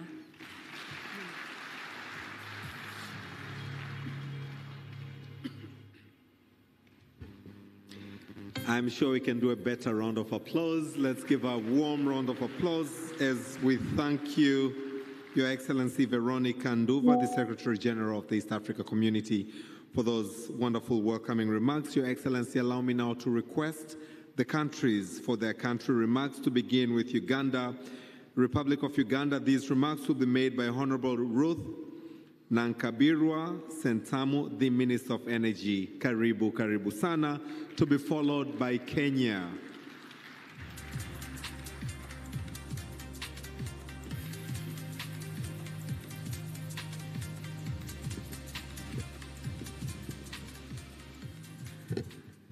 Our chief guest, His Excellency the Vice President, Dr. Philip Mpango, our Chief Organizer, the Deputy Prime Minister and the Minister of Energy of the United Republic of Tanzania, Honorable Doto Biteko, the Secretary General of the East African Community, my colleagues, ministers from member states,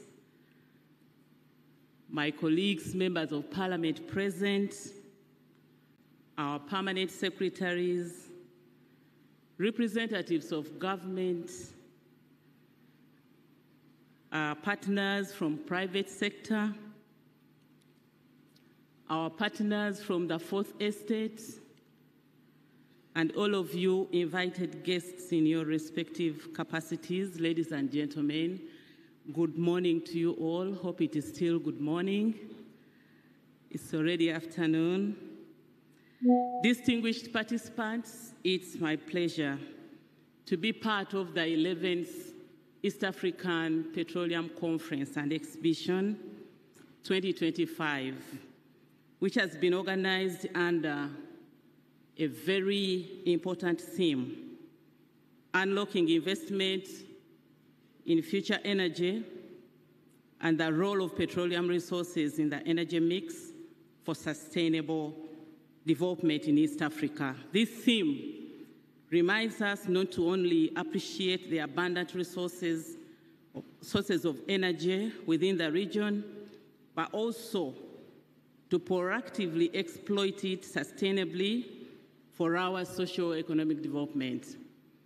And I would like to take this opportunity to thank Dr. Kaberuka for your words of wisdom that you have given us, both policymakers and technical people in the room who form part of the initial negotiations. I just want to assure you, Doctor, that East Africa has learned from those who went in the industry before us. We've been able to pick on the challenges they faced at that time, and we've been able to put in place laws that safeguard against what our brothers and sisters went through. The issue of a complete value chain in all these resources is very critical, and we have made sure that we put laws in place that protect the environment, but also that govern the resources, the funds that we get from these natural resources. Uganda benchmarked with Norway, and we were advised to establish a petroleum fund, and that money is ring-fenced for infrastructure development. Electricity is very critical, but the infrastructure in the electricity sector requires money. So the petroleum resources in Uganda are ring-fenced for infrastructure development: electricity, roads, railway, and all that. On the mineral sector, my president informed you when he was here recently about the laws that we put in place that ban exportation of unprocessed minerals. So, Dr. Kaberuka, we are wiser than our ancestors, and we will do the needful for East Africa. Therefore, this conference is being held at a critical time when the world is grappling with an energy transition that aims at advancing the development of renewable energy sources while targeting to achieve universal access to clean energy. How do nations like ours achieve the balance is why we've gathered here today, and I'm sure that at the end of this conference, we shall have consensus on how to maneuver around and make sure that we have achieved the energy transition and at the same time the required resources that we need to invest in other development areas. Besides unlocking critical revenues needed to advance the energy transition, petroleum will definitely provide the much-needed gas as an alternative source of energy to the rudimentary use of biomass that has led to high deforestation rates and caused health challenges in women and children. We cannot thank enough Her Excellency Dr. Samia Suluhu Hassan, the President of the United Republic of Tanzania, who is the champion, the Africa's champion on clean cooking. We have witnessed her efforts in global conferences in Paris and everywhere, championing clean cooking. Please allow me to appreciate her on behalf of Team Uganda and on behalf of the government of Uganda. Let me also take this opportunity to applaud the government, the entire government of the United Republic of Tanzania, for the warm welcome and the kind hospitality extended to us, all of us, when we arrived here to attend this conference, but also on the many times that we come. Congratulations to Dr. Duto Biteko, who has been the chief organizer of this conference. I know, colleagues, that you are aware about the criticality of energy in development and growth of the economy. The East African community attaches great significance, as you've heard from the Secretary General, and advancing the joint development of our energy resources will therefore enable us to achieve the intended goals of integration with the aim of achieving economic, social, and political integration. This will enhance competitiveness through increased production, trade, and investment in the oil and gas sector. Therefore, as East African partner states, we should place strong emphasis on cooperating in joint exploration and development of the energy resources found within the community and to promote investment in the sector. During this conference, I have a team that will be able to take us through Uganda's journey since 2006, but allow me to say that partnering with our colleagues like Tanzania, we've been able to pull through critical infrastructure which is needed, despite the fact that we have been bashed here and there. But I'm now smiling that the East African crude oil pipeline is on course, thanks to the Tanzanian government with whom we are partnering on that journey, and our other shareholders, Total Energy, CNOOC, Uganda. Thank you so much. These infrastructures will remain critical in the region as we open more blocks for development. Your Excellency, the refinery that is going to be established in Uganda is not a Uganda alone infrastructure. South Sudan, DRC, even Tanzania can make that an infrastructure for the region. The East African crude oil pipeline can serve beyond the initial resource that we are developing right now. So this calls for critical partnership. I wish we can have a pool of resource that we can invest in the end of the East African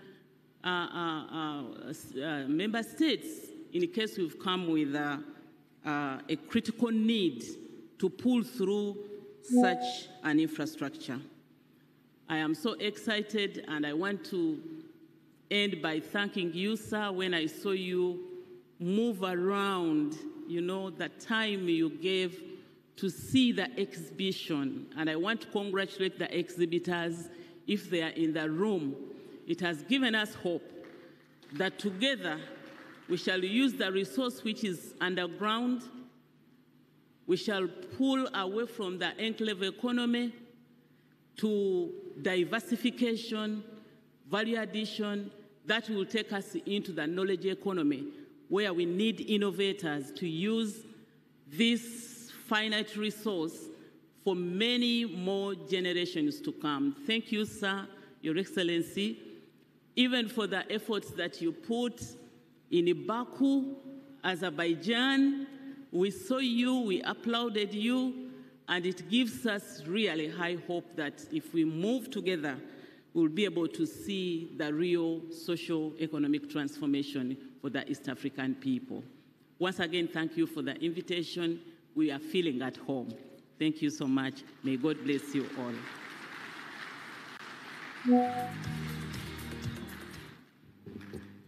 Thank you very much, Honorable Ruth Nankabirwa Sentamu, Minister of Energy of the Republic of Uganda. Truly an African adage that says, if we move together, we go far. And this is what you demonstrated on your remarks. Your Excellency, allow me now to bring onto the stage Honorable Opiyo Wandayi, Minister of Energy and Petroleum from the Republic of Kenya. His remarks will be followed by those from the Republic of Ethiopia. As he's on the stage, let's give him a warm round of applause.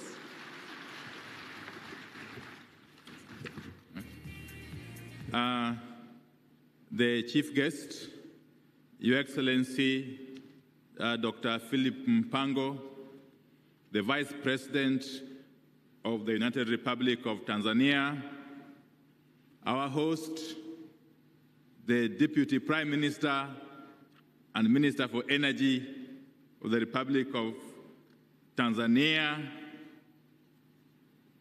my colleague, ministers from the region, distinguished delegates, ladies and gentlemen. I bring greetings and a message of goodwill from the President of the Republic of Kenya, His Excellency Dr. William Ruto.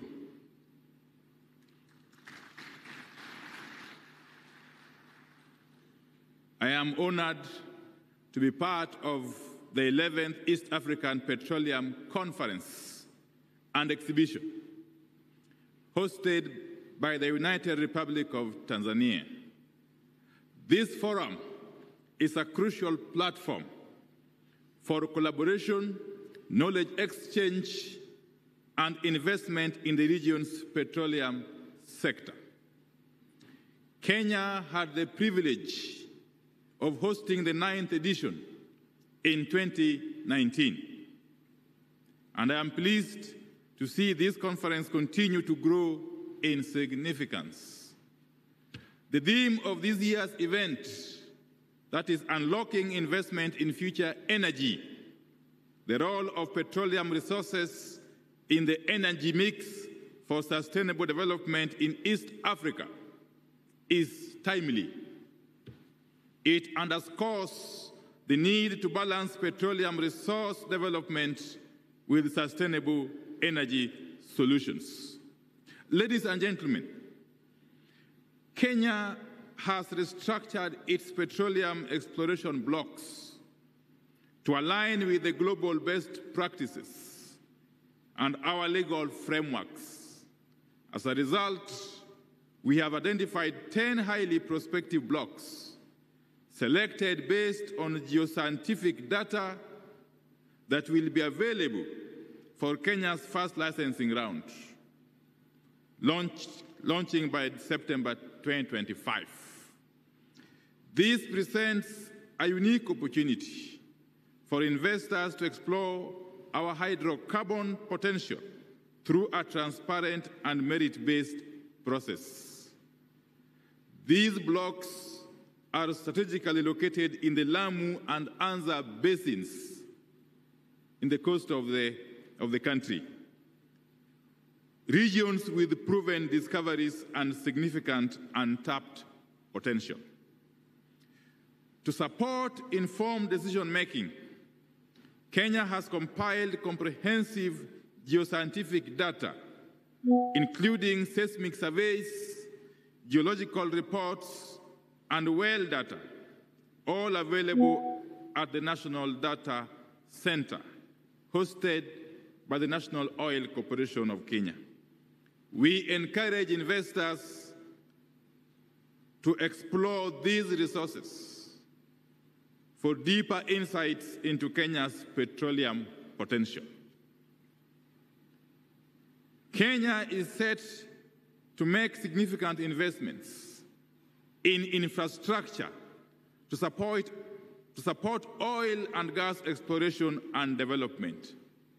And part of this includes the expansion of Lamu Port under the LAPSSET Corridor Program, 2, improved road networks to facilitate logistics, and 3, the Lamu-Lokichar Pipeline Project, ensuring seamless transportation of petroleum products. These projects are designed to enhance Kenya's competitiveness as a regional energy hub. Indeed, Kenya is home to a highly skilled and growing workforce in the petroleum sector. And this can be attested to by the size of the delegation from Kenya that is here at this conference. We don't take matters petroleum lightly as a country. Our universities and technical institutions offer specialized training in petroleum engineering, geology, geophysics, among others. The government of the Republic of Kenya remains committed to capacity building initiatives, fostering local expertise and innovation to support industry growth. Kenya is also dedicated to providing an enabling environment for investors. We have a stable legal framework, flexible production sharing contract terms, and a government fully committed to the sustainable growth of the oil and gas sector, not only in Kenya, but in the entire region. Our focus on transparency, efficiency, and investor confidence remains steadfast. As I conclude, ladies and gentlemen, now is indeed the time to invest in Kenya's oil and gas sector. I encourage you to seize this opportunity and become part of our energy future. And for more information, I invite you, ladies and gentlemen, to visit our data room and booth. Let's work together to unlock East Africa's energy potential. Thank you very much, and may God bless you.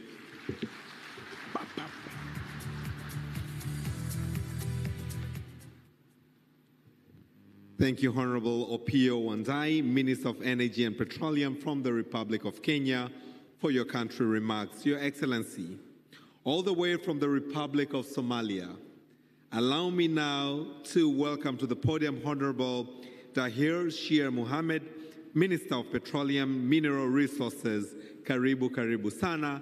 His remarks will be followed by a brief video on the theme that bears this meeting.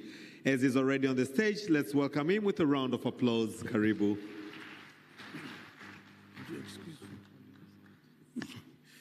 Bismillahirrahmanirrahim. Dr. Philip, the Vice President of the United Republic of Tanzania, the Deputy Minister and Minister of Energy for Tanzania, and other ministers from East Africa countries, the permanent secretaries, Director Generals, Executive Directors, all protocols observed. Let me begin a warm greeting from His Excellency Mr. Hassan Sheikh Mohamud, President of Somalia Federal Republic, to you. Ladies and gentlemen, it's an honor for me to speak to you today as a Minister of Petroleum and Mineral Resources for the federal government of Somalia. We are really privileged to be part of the 11th East Africa Petroleum Conference and Exhibition 2025 for the first time, contributing to the economic, social, and political integration of the region. Our vision is to create a wealth and enhance competitiveness through a strategic development of the petroleum sector. By harnessing our nation's vast natural resources, we aim to unlock remarkable investment opportunities that will drive growth and prosperity for Somalia and the entire East Africa region. Ladies and gentlemen, Your Excellencies, allow me to highlight the immense potential of the petroleum sector in Somalia and outline the strategic measures we have implemented to foster the conducive environment for international investors. It is very hard to believe that Somalia is now a volunteer for oil and gas exploration. Because of the hardships we have undergone, some may have to believe that we are at this stage. Ladies and gentlemen, in February 2020, federal government of Somalia took a significant step towards developing the petroleum sector by erecting the Petroleum Law and establishing the Somalia Petroleum Authority, SBA, a regulatory authority to regulate petroleum operations. This pivotal move outlined the legal, regulatory, and institutional frameworks for petroleum investment and explorations in Somalia. Somalia provides a compelling fiscal framework aimed at maximizing returns for oil and gas investors while maintaining a balanced government revenue stream. The nation's fiscal terms, including competitive royalty rates, profit-sharing mechanisms, and advantageous tax policies, transparency, and investor-friendly regulations that allow investors to tap into Somalia's rich hydrocarbon resources. Your Excellency, petroleum exploration operations in Somalia were previously halted due to the civil war that broke out in Somalia in the 1990s. However, later resumed with systematic surveys that assessed that hydrocarbon. In 2014, seabed exploration acquired more than 20,567 kilometers of 2D seismic data. And in 2015-2016, a Spectrum acquired 20,699 kilometers of 2D seismic data. Having analyzed it and attributed this data, it was discovered that Somalia has got significant opportunities to develop its oil and gas resources in its offshore area. The offshore block is over extensive potential and promising hydrocarbon reserves. Your Excellency, Somalia's offshore basins show favorable geological figures presenting substantial opportunities for further exploration and development. The unique geographical position and resource-rich offshore basins of Somalia attract significant foreign investment and investors.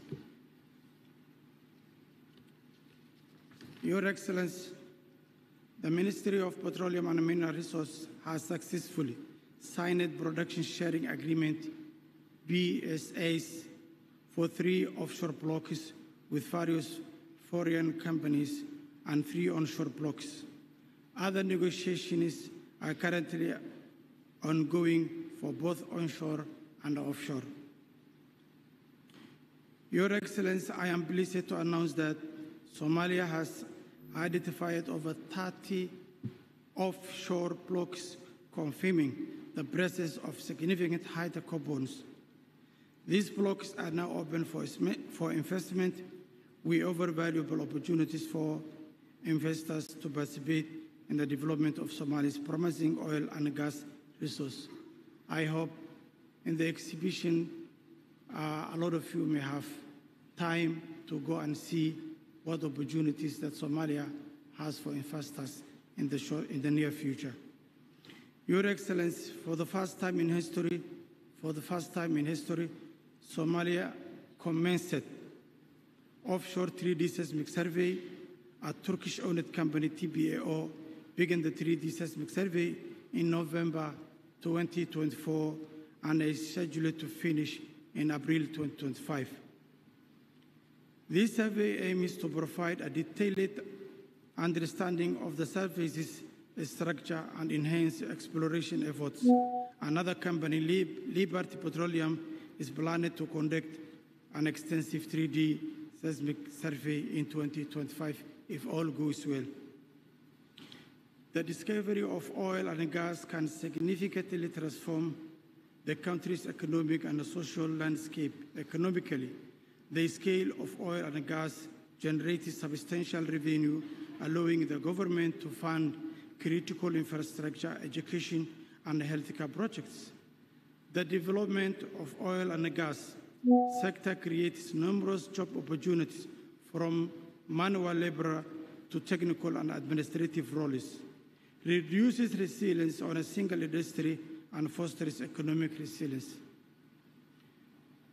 Ladies and gentlemen, Your Excellency, Somalia remains committed to attract investors in this sector and wishes all East Africa countries to continue with progress and success in the energy sector.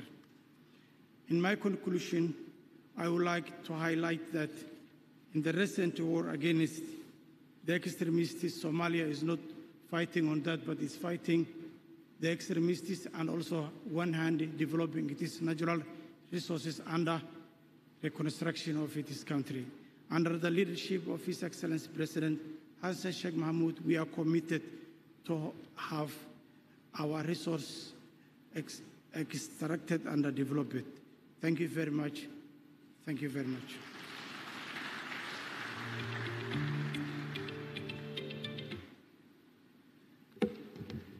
Let's give a round of applause once again for Honorable Dahir Shair Mohammed, Minister of Petroleum and Mineral Resources from the Federal Republic of Somalia. Hongera sana na karibu Tanzania.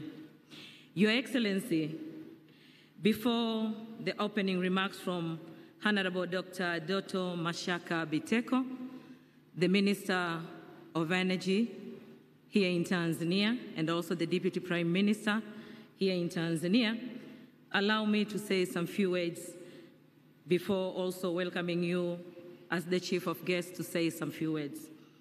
Tanzania, half of the size of Tanzania is covered by the potential hydrocarbon basin, where there is a possibility of having a lot of resources of oil and gas is real. Tanzania is also promoting the 5th licensing round to be launched maybe in the next couple of months. So the potentiality of Tanzania is real, as we said. We have almost 26 blocks, 23 offshore blocks around Indian Ocean. We have potentiality of 3 lakes around Lake Tanganyika. So you can see and imagine Tanzania has a lot of potential. Your Excellency, allow me now to welcome a very short video that will explain the reality of Tanzania in terms of what I've said. Naomba tucheze video fupi tafadhali.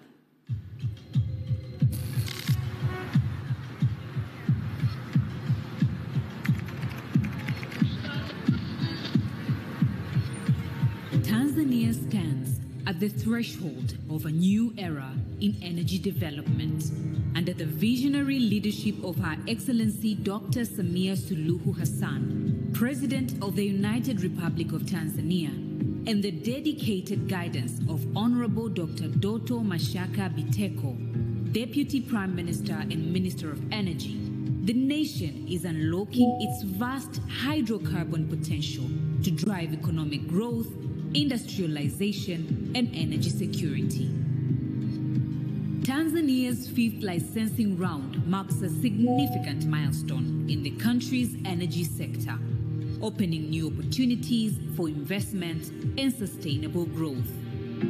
It will also play a crucial role in supporting the realization of the Clean Cooking Initiative, enhancing access to affordable and environmentally friendly energy solutions.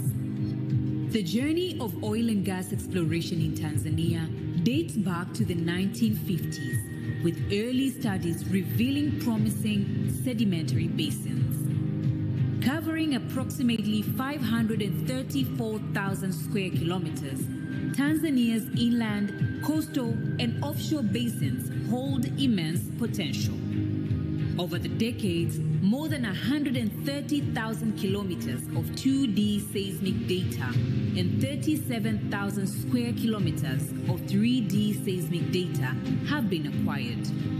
And 96 exploratory and development wells have been drilled, contributing to a growing knowledge about our petroleum resources. Tanzania's journey in oil and gas exploration has already led to significant discoveries, with some early discoveries made by the Tanzania Petroleum Development Corporation, TPDC. Onshore and shallow water gas fields such as Songo Songo, Mnazibe, Mkuranga, Mtoria, Kiliwani, and Ruvu have confirmed 10.41 trillion cubic feet of gas initially in place. Offshore discoveries in Block 1, 2, 3, and 4 have uncovered an impressive 47.13 trillion cubic feet of natural gas. These discoveries fuel Tanzania's ambition to become a regional energy powerhouse. To date, Tanzania has produced a total of 820 billion cubic feet of natural gas from 3 developed fields, Songo Songo, Mnazi Bay, and Kiliwani North. The production volumes for each field were 587 billion cubic feet from Songo Songo, 227 billion cubic feet from Mnazi Bay, and 5.9 billion cubic feet from Kiliwani North. This natural gas has been utilized domestically, supporting power generation, industrial heating, household and institutional cooking, and fueling vehicles through compressed natural gas, CNG.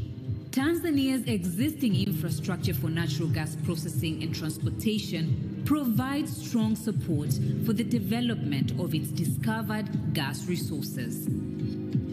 The country's processing facilities have a total capacity of 470 million standard cubic feet per day, with potential for expansion to accommodate new developments.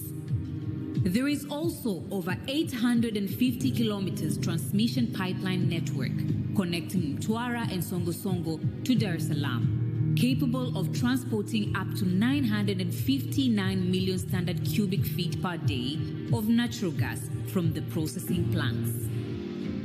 The country's strategic location along the Indian Ocean, facing major Asian gas markets, makes it an attractive destination for upstream petroleum investments. The ongoing construction of the 1,443-kilometer East Africa Crude Oil Pipeline, EACOP, from Uganda to Tanzania further strengthens logistical capacity, particularly in the event of oil discoveries in areas such as Lake Tanganyika and Eyasi-Wembere. Moreover, the upcoming liquefied natural gas LNG project will create new opportunities for recent discoveries to access infrastructure for overseas markets. To maximize these resources, Tanzania has previously conducted 4 licensing rounds, attracting global players such as Petrobras, Ophir, Dominion, and Statoil, now Equinor. These rounds have been instrumental in advancing exploration and setting the stage for deeper offshore development. As a result, major and renowned oil companies, including ExxonMobil, Shell, Pavilion, and Pertamina, have acquired participating interests, further strengthening Tanzania's position in the global energy sector. The 5th licensing round presents an unmatched opportunity, whereby a total of 26 exploration blocks, 23 in the Indian Ocean and 3 in Lake Tanganyika, are open for investment. This strategic initiative opens the door to untapped hydrocarbon potential, with favorable licensing terms that include a 9-year exploration period and a 25-year development and production period, ensuring long-term stability for investors. The benefits of this licensing round extend far beyond resource exploration. It will attract foreign direct investment, bring in much-needed capital, advanced technology, and expertise to Tanzania. This influx of investment will provide employment opportunities, stimulate economic growth, and support local industries and communities. Additionally, it will enhance energy security and ensure a stable supply of natural gas for power generation, industries, vehicles, and households, both locally and across regional markets. Through this licensing round, Tanzania will strengthen its position in the global energy market by leveraging strategic projects such as the liquefied natural gas development, solidifying its role as a key player in the industry. The government of Tanzania, under the leadership of Her Excellency Dr. Samia Suluhu Hassan, is committed to fostering an investor-friendly environment. Infrastructure projects such as the Mtwara-Dar es Salaam gas pipeline and natural gas processing plants are enabling utilization of the produced natural gas. Tanzania's energy future is bright, and the 5th licensing round is a gateway to prosperity. With abundant resources, strategic policies, and unwavering leadership, the time to invest is now. Join us as we shape the future of Tanzania's energy sector and unlock new opportunities for growth and development.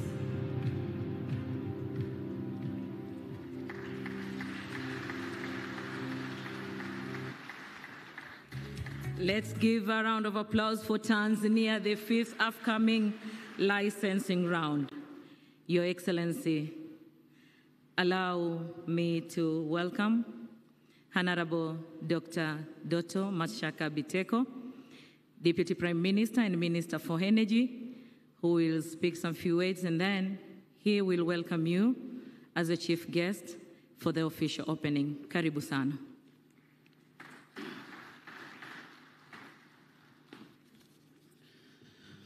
Jamhuri ya Muungano wa Tanzania. Jamhuri ya Muungano wa Tanzania. Your Excellency Dr. Philip Isdor Mpango, the Vice President of the United Republic of Tanzania, Honorable Ministers and Deputy Ministers here present, Her Excellency Veronica Nduva, the Secretary General of the Eastern African Community, Honorable Members of Parliament, Excellency High Commissioners and Ambassadors, Honorable Albert Charamira, the Dar es Salaam Regional Commissioner, together with other regional commissioners and district commissioners here present, permanent secretaries from different ministries led by Engineer Frichesi Mramba, heads of local and international institutions and organizations, business leaders, sponsors, and event organizers who are here, members of the media houses, ladies and gentlemen, good morning. It is a great honor to stand before you today as we gather to explore the vibrant future of our region energy sector. As the saying goes, it takes a village to raise a child, and indeed, this successive preparation of this conference have been truly a collective endeavor from a number of players who are here and some who are not here in this room. The conference has brought up together countless individuals and organizations working hand in hand from regional to national level to make this vision a reality. Your commitment and hard work has been instrumental in bringing us to this momentous occasion, and I thank you all for the hard work that you have been doing. Excellencies, ladies and gentlemen, today we are privileged to have with us a distinguished leader who has dedicated in his career to advancing our national interest and fostering sustainable development, none than the other Dr. Philip Isdor Mpango, the Vice President of the United Republic of Tanzania. Your Excellency, the Vice President, I would like to express my sincere gratitude for you personally for accepting to officiate this important event for East Africa. We are truly grateful for your presence here today, despite your tight schedule, which we all know. I was sharing with His Excellency the schedule he had for the last 3 days. He was in Namibia, he came back to Dar es Salaam, he went to Mbeya, then he went to Dodoma, and yesterday, he was in his home village in Buhigwe. He arrived tonight in Dar es Salaam just to honor this gathering. I thank you so much, Your Excellency. You have made this event an important event, and indeed, it has added value because of your presence. Asante sana, asante sana. Excellencies, ladies and gentlemen, the Vice President's insights and vision will undoubtedly inspire us as we embark on discussions that will shape the trajectory of the petroleum industry in the Eastern Africa. Mheshimiwa Makamu wa Rais, kadri uchumi unavyokuwa, mahitaji ya nishati yanaongezeka. haswa gesi asilia ambayo ni mahitaji ya juu sana kwenye uchumi wa nchi yetu. Na kwa sababu hiyo, unikubalie uchukue shukrani zetu za dhati kwake yeye mwenyewe Mheshimiwa Dr. Samia Suluhu Hassan, Rais wa Jamhuri ya Muungano wa Tanzania, kwa kuendeleza jitihada za kuendeleza mkondo wa juu kwa lengo la kugundua na kuendeleza vyanzo vingi vya gesi hapa nchini. Chini ya uongozi wake na wewe ukiwa msaidizi wake mkuu kwa upande wa mkondo wa juu, tumeweza kufikia hatua muhimu ikiwemo kuimarisha uzalishaji wa gesi asilia katika vitalu vya Songosongo, Mnazi Bay, ambayo kimsingi ni maendeleo yetu kwenye uchumi wa gesi. Jambo la pili, amehakikisha pia uendelezaji wa gesi asilia iliyogunduliwa katika eneo la Ntolia lililopo kitalu cha Ruvuma kutoa leseni yake kwa uendelezaji kwa ajili ya kampuni ya R Petroleum.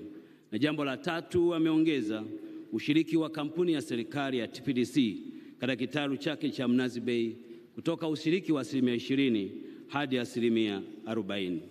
Ladies and gentlemen, mine is just to invite His Excellency, the Vice President, on the podium. I want just to correct what the MC said, that I have an opening remark. Please, don't cost me. My boss is in house. I cannot have opening remarks while the Vice President is here, and he's the one who is going to help us to open this momentous event. So, ladies and gentlemen, please join me in extending a warm welcome to His Excellency the Vice President as he shares his thoughts and vision for the future of our industry in East Africa. Mheshimiwa Makamu wa Rais, karibu sana.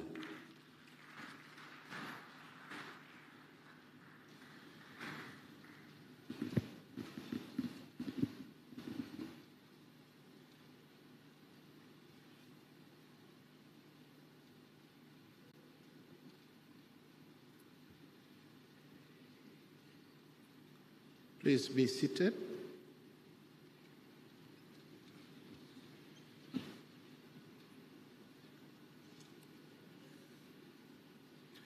Honorable Dr. Doto Mashaka Biteko, Member of Parliament, Deputy Prime Minister and Minister of Energy of the United Republic of Tanzania, Honorable Ministers from the East African Community, as well as Deputy Ministers, Honorable Members of Parliament, Her Excellency Ambassador Veronica Nduva, the EAC Secretary General, Honorable Albert Chalamila, the Salaam Regional Commissioner, and other regional commissioners present, I stand by the protocols already established by the Program Director and the Permanent Secretary. Ladies and gentlemen, good afternoon. It is my great pleasure to welcome you all to Tanzania. Karibuni sana. It is also an honor to address this gathering at such a critical juncture in the evolution of the East Africa energy landscape on behalf of Her Excellency Dr. Samia Suluhu Hassan, President of the United Republic of Tanzania. She sends her regards and wishes this conference to be very successful. As we convene today to explore the theme of unlocking investment in future energy, the role of petroleum resources in the energy mix for sustainable development in East Africa, we stand at a crossroad facing both unprecedented opportunities and complex challenges. The East Africa region stands at the dawn of a new era where sustainable energy development will define the future of our environment, economies, and societies. As such, our path forward must clearly balance growth and sustainability, balance innovation with responsibility, and the needs of today with the aspirations of tomorrow. The theme of this conference reflects the reality we are facing today.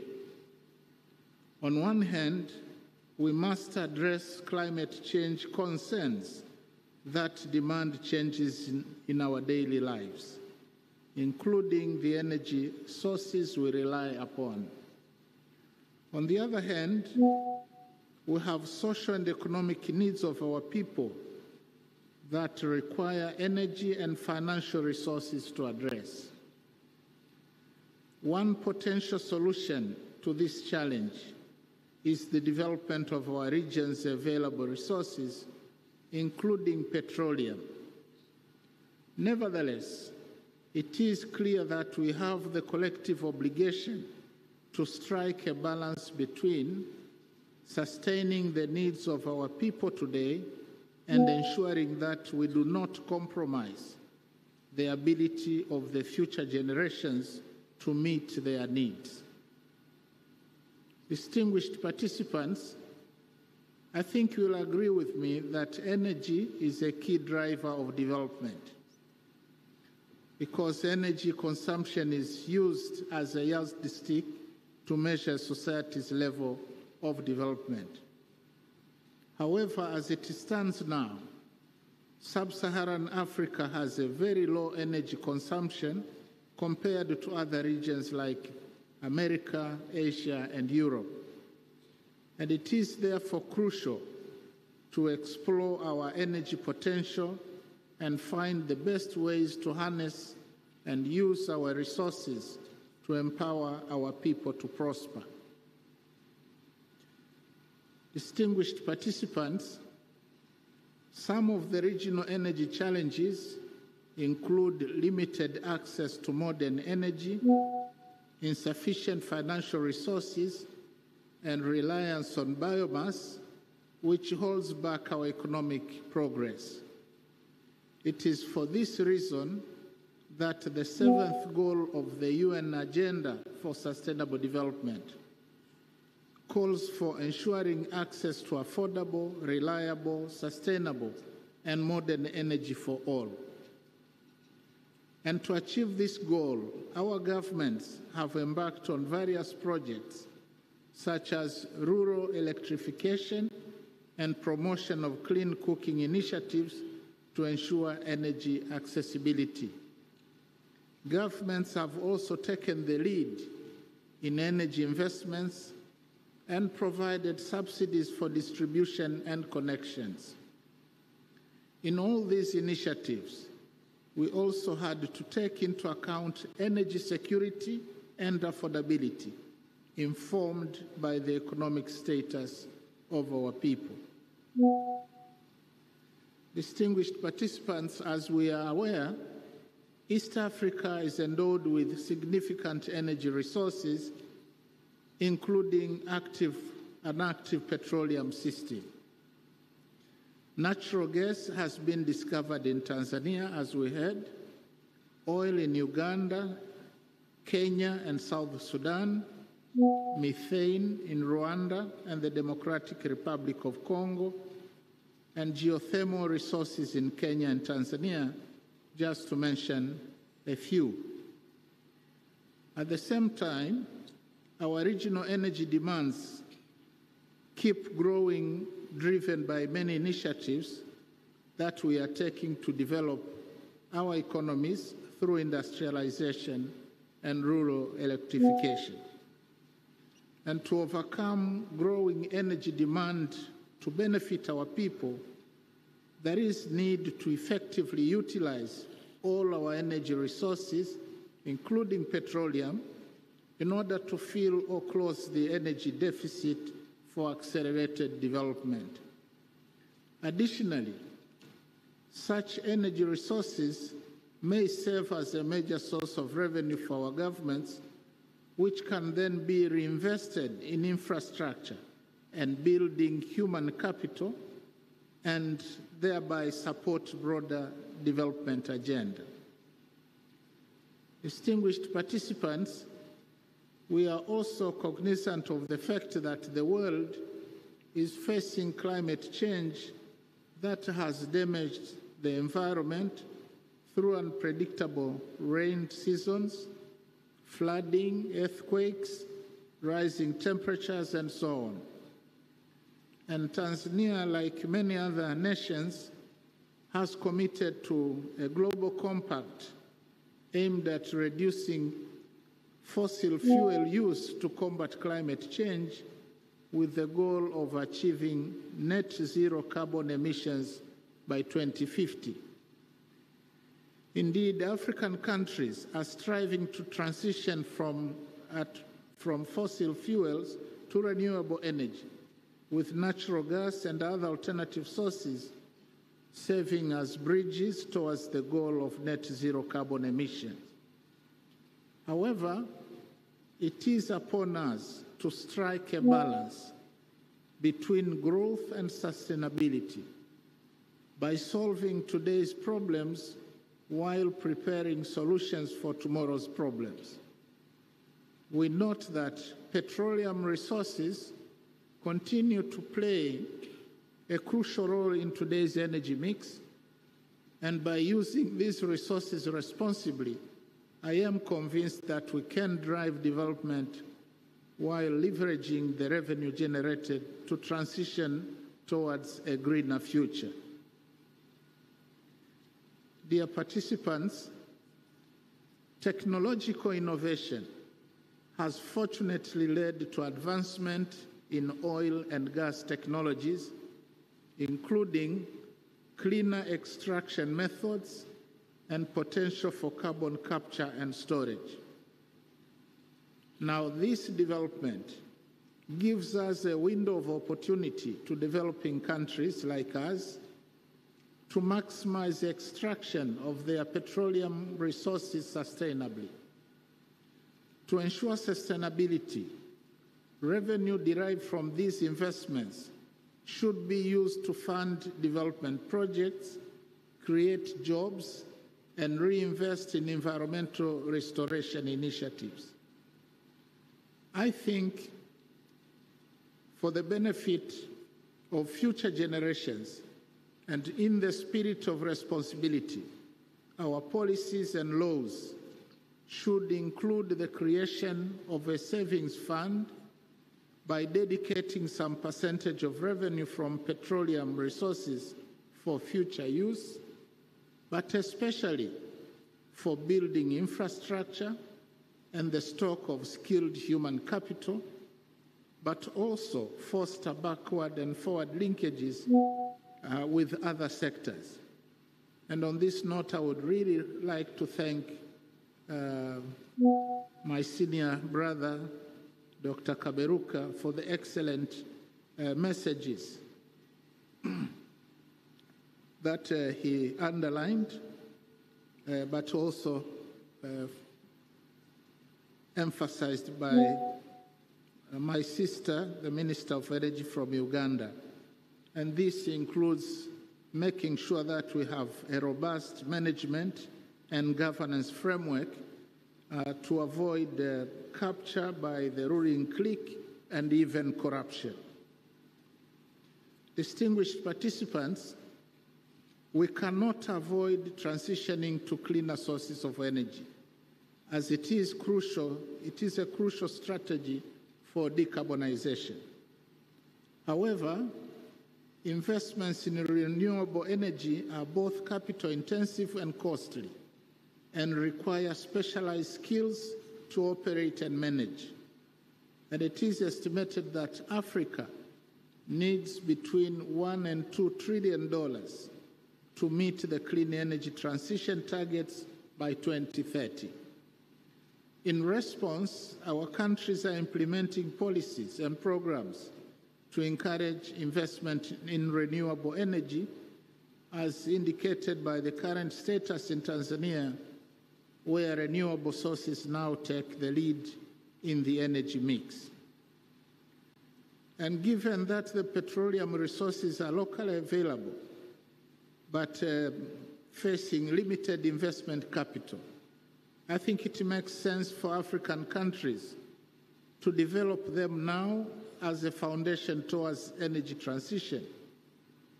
And in order to accelerate this process and attain sustainable development goals, we suggest that a public-private partnership model should be pursued, but this will have to be underpinned by a favorable investment environment in our countries. Distinguished participants, as the theme of the conference suggests, we are here to discuss and exchange ideas and experiences with the aim of unlocking investment opportunities in future energy and understanding the strategic role of petroleum resources in the energy mix for sustainable development. I hope your discussion will shape the future where renewable and future energy consumption will increase and surpass the consumption of petroleum resources. It is also important to strengthen regional collaboration to ensure the future we're envisioning is realized through a just energy transition.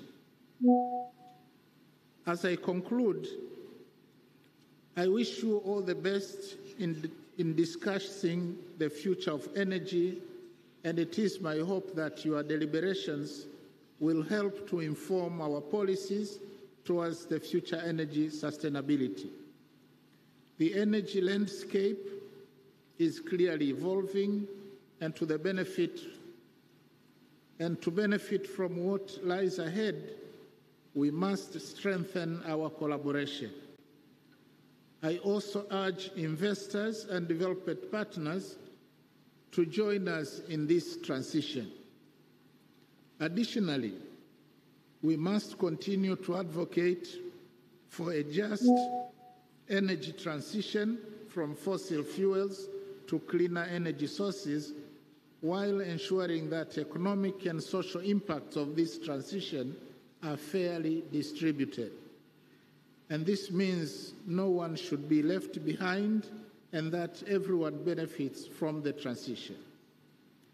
Let us join hands in unlocking the immense potential of East Africa's energy sector, paving the way for sustainable growth and lasting prosperity in our region. With these remarks, on behalf of Her Excellency Dr. Samia Suluhu Hassan, President of the United Republic of Tanzania, it is my singular honor to declare that the 11th East African Petroleum Conference and Exhibition 2025 is officially opened.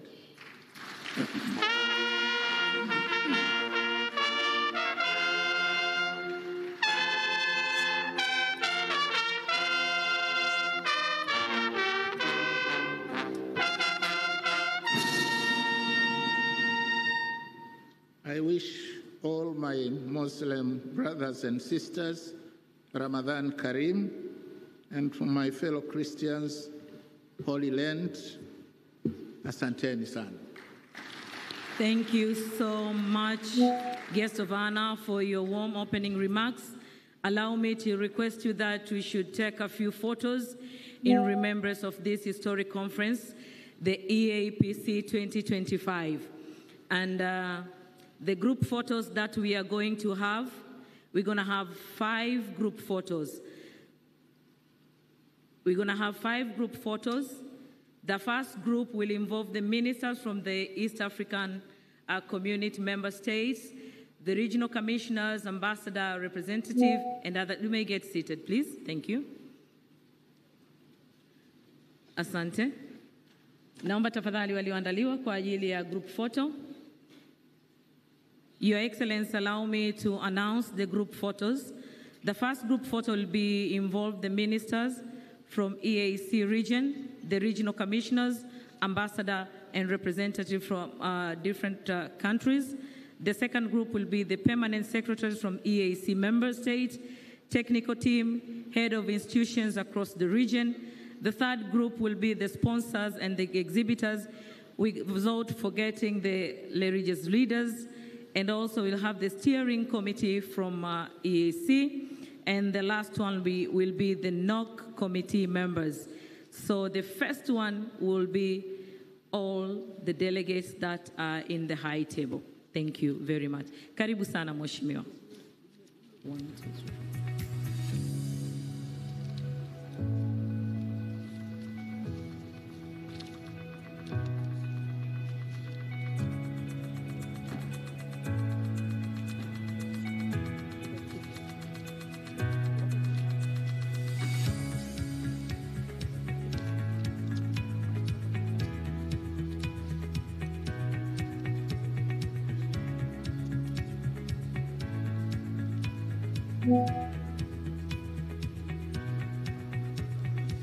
Asante. Naomba niwape matangazo pia machache wakati tukiweka utaratibu mzuri kwa ajili ya upigaji wa picha. Lunch will be saved. For VIP will be at the second floor. The rest of the people that will be having lunch will be at the back of this place. There is a very huge and nice tent around there where we're going to have our lunch. For those who are fasting, we are wishing you all the best for the fasting, and I'm sure God will be with you. Thank you very much.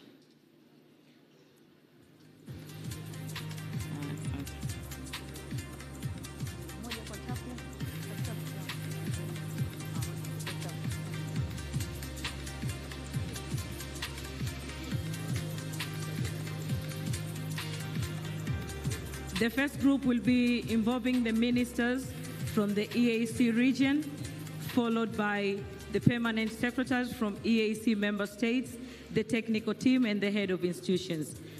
Also, the second group will be the sponsors, the exhibitors, and our religion leaders. Without forgetting, the fourth group will be the steering committee, and the fifth will be the NOC members, the National Organizing Committee.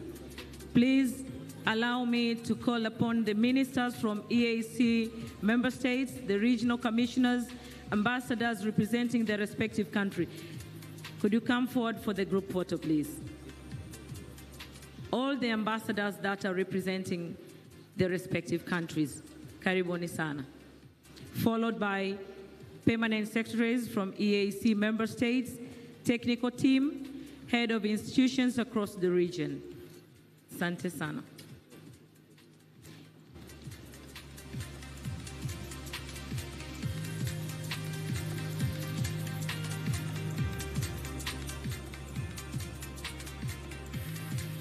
Permanent secretaries, EAC member states, the technical team, head of institutions across the region, could you please kindly just come forward for the preparation of the group photos.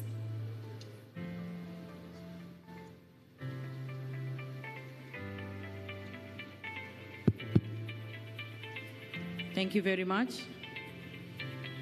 As we exit, we shall take our right hand. Let's exit through the right hand. You're welcome. Excellent. Permanent secretaries, EAC member states, technical team, head of institutions across the region, followed by sponsors, exhibitors, and our religion leaders. Could you please come forward for a group photo? Viongozi wa dini, sponsors, pamoja na exhibitors. Naomba tafadhali tujipange kwa ajili ya kundi la picha, litafuatiwa na steering committee kutoka EAC. Asante.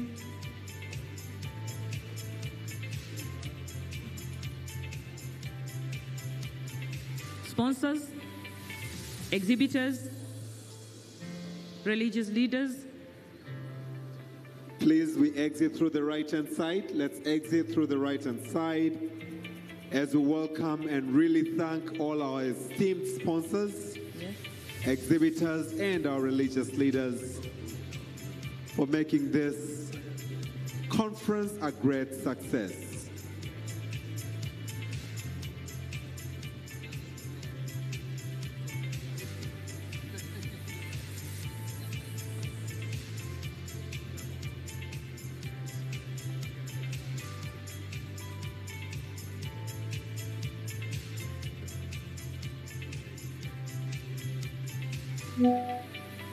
We can divide into two groups. There is no problem about that.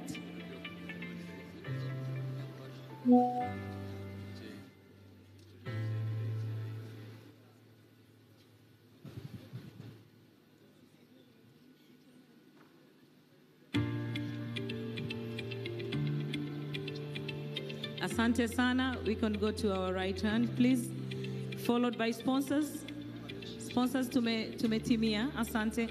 May I call upon standing parliamentary committee and member of parliament from the region, please come on board for a group photo. Wanaongozwa na Mwenyeji Tanzania, karibu sana kwa ajili ya group photo. Dr. David Matayo David, karibu sana. Mwenyekiti wa kamati ya kudumu ya bunge ya nishati pamoja na wenye viti wengine kutoka across the region. You're warmly welcome. So all the members of parliament from across the region, kindly come onto this next photo. All the members of parliament from Kenya, Uganda, Rwanda, Burundi, Tanzania, Somalia, please, this is our photo session.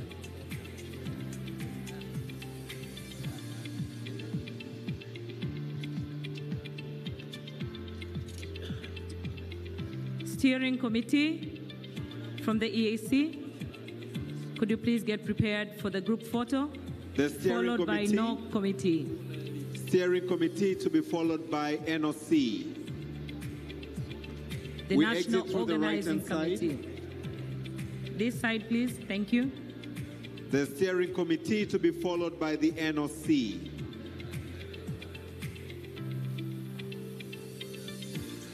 As it has been announced, shortly after this session, we shall have an hour break for lunch.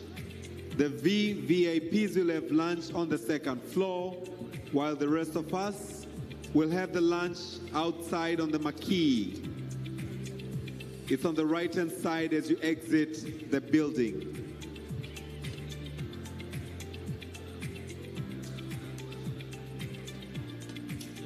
The National Organizing Committee, please get prepared for the group photo. National Organizing Committee. Kamati ya maandalizi ya kitaifa, tafadhali naomba mjiandae kwa ajili ya kupiga picha. Naomba tufanye haraka kidogo ili kukomboa wakati. The National Organizing Committee, asante sana. Thank you very much. We are going out with our right-hand side. Okay. National Organizing Committee. National Organizing Committee, tafadhali. National Organizing Committee.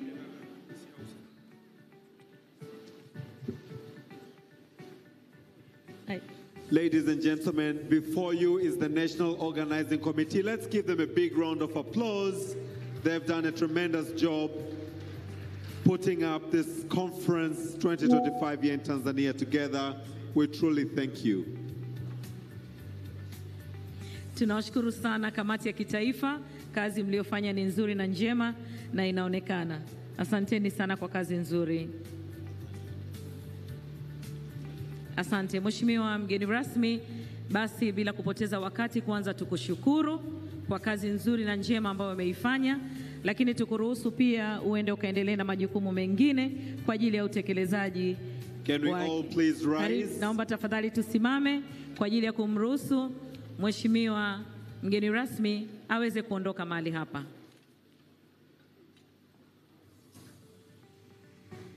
Brass band.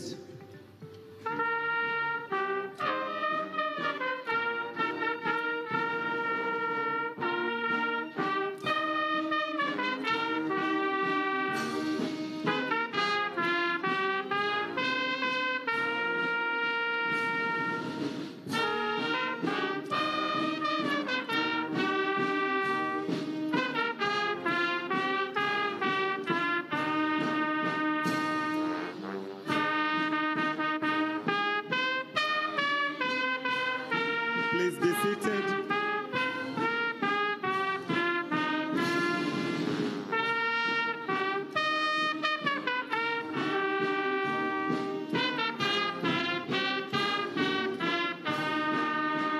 Thank you very much, Brass Band. Asanteni sana, Brass Band.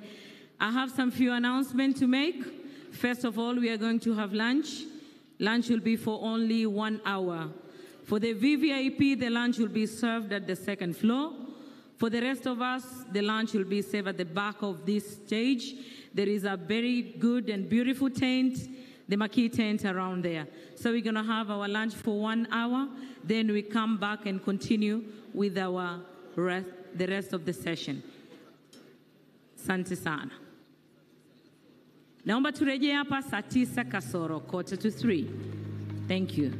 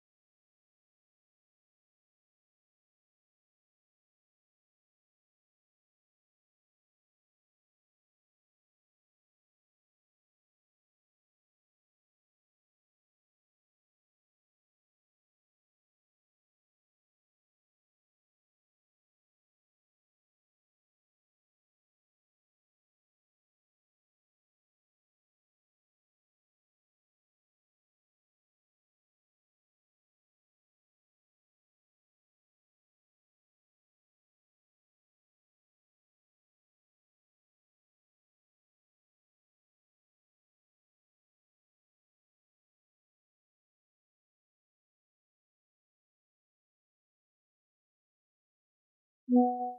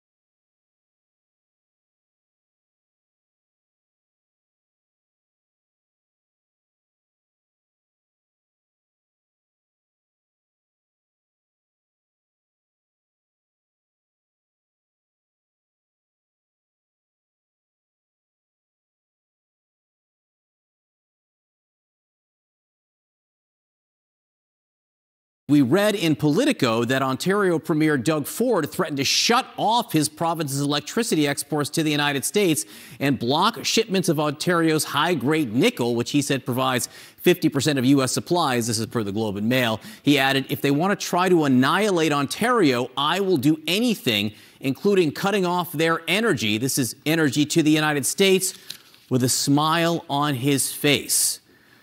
With us now is the man, I guess, behind that smile, Doug Ford, the Premier of Ontario in Canada. Premier, thank you so much for being with us. Okay, what are your plans and how far are you willing to take it?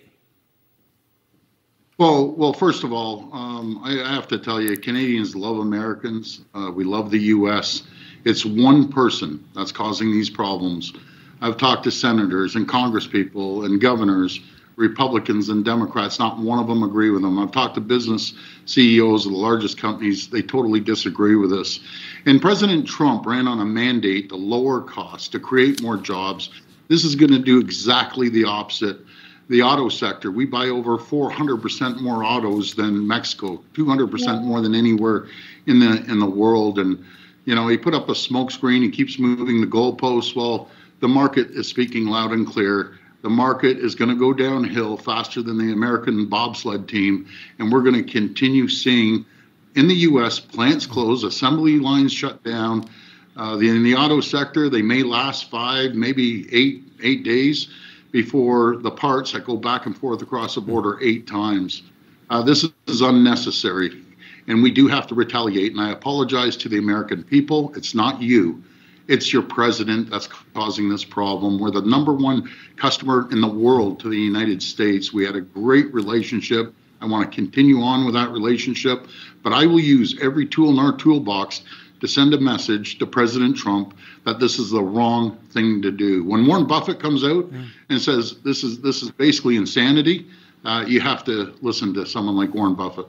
So some of the thinking inside the administration goes something along the lines of, in the United States, we can withstand more pain than you can in Canada. So how much pain can you withstand here? Well, we have the lowest debt in the G7. The United States have more debt than anyone. He wants to come and get a tax break, put a tax break through. He's relying on 2 Congress people. He loses 2 people. That's it. These tax breaks aren't going. And he's doing this on the backs of the American people. He's going to create job losses. Inflation's going up. The market's dropping. Gas prices are going up. Groceries are going up. For what? We have a very fair trading balance. And if we exclude the energy, the oil that we ship down 4.3 million barrels a day to keep cars going, the U.S. has a $55 billion surplus on everything else, on manufacturing. And I'm fine with that. 55 billion is fine. But we're your #1 customer to 28 states. Have directed our office to take off all the alcohol. We're the largest purchaser of alcohol in the world. We sell to 30, or we buy from 35 states, 3,600 products, over $1 billion. They're coming off. We directed our team to pull off the $30 billion of contracts and not use any American companies. And again, I apologize to the American people, but the red states, the people have to start calling their senators, their governors, and congresspeople to stop this insanity that one person's causing. What do you understand the demands to be? On the one hand, we've heard over the last few weeks it's cracking down on the border, going after fentanyl distribution. Now the president's saying he wants much of the manufacturing returned to the United States. What do you think the ask is? Well, you can't, in the auto sector, and no one knows what the ask is. It depends on what he wakes up and eats in the morning, and that changes. You know, the auto sector, you can't unscramble an egg that's been made since the 1960s in the auto pack and expect plants to just open up. We buy as many cars as we sell down to the U.S. It's been working. It's a great, great system that we have right now with all the auto sectors, but it'll only last 8 to maybe 10 days at the max, and then you're going to see auto plants being shut down. I wish we knew what the president wanted. We need to sit down and move forward on the USMCA and put this behind us. I just got to ask you, very briefly, How upset, how mad are Canadians? Canadians aren't usually the types to get angry, but how mad are Canadians this morning? They're absolutely livid. They're furious because we look at the United States as our family. We're one big family. We've stood shoulder to shoulder in wars and every other crisis there is. We love the American people, but unfortunately, the president has gone sideways on ourselves. And you know, we power, Ontario powers 1.5 million homes and businesses in New York, in Michigan, in Minnesota. I've talked to all 3 governors. I want to ship more electricity. I want to send more critical minerals, but I will not hesitate to use every tool in our toolbox to protect Ontarians and Canadians across the board. I've never seen patriotism run so wild across our country. Right down to the grocery aisles, people refuse to buy American products. This is not right. We love America, we love the people, and the president needs to be stopped. Simple as that. Doug Ford, the Premier of Ontario and Canada, we do appreciate your time. Thank you for being with us. Again, we continue to watch the U.S. markets now off their lows by a little bit, but still dropping precipitously after the open. The top U.S. trading partners are hitting back at President Trump's overnight tariffs. Right now, out on Wall Street, investors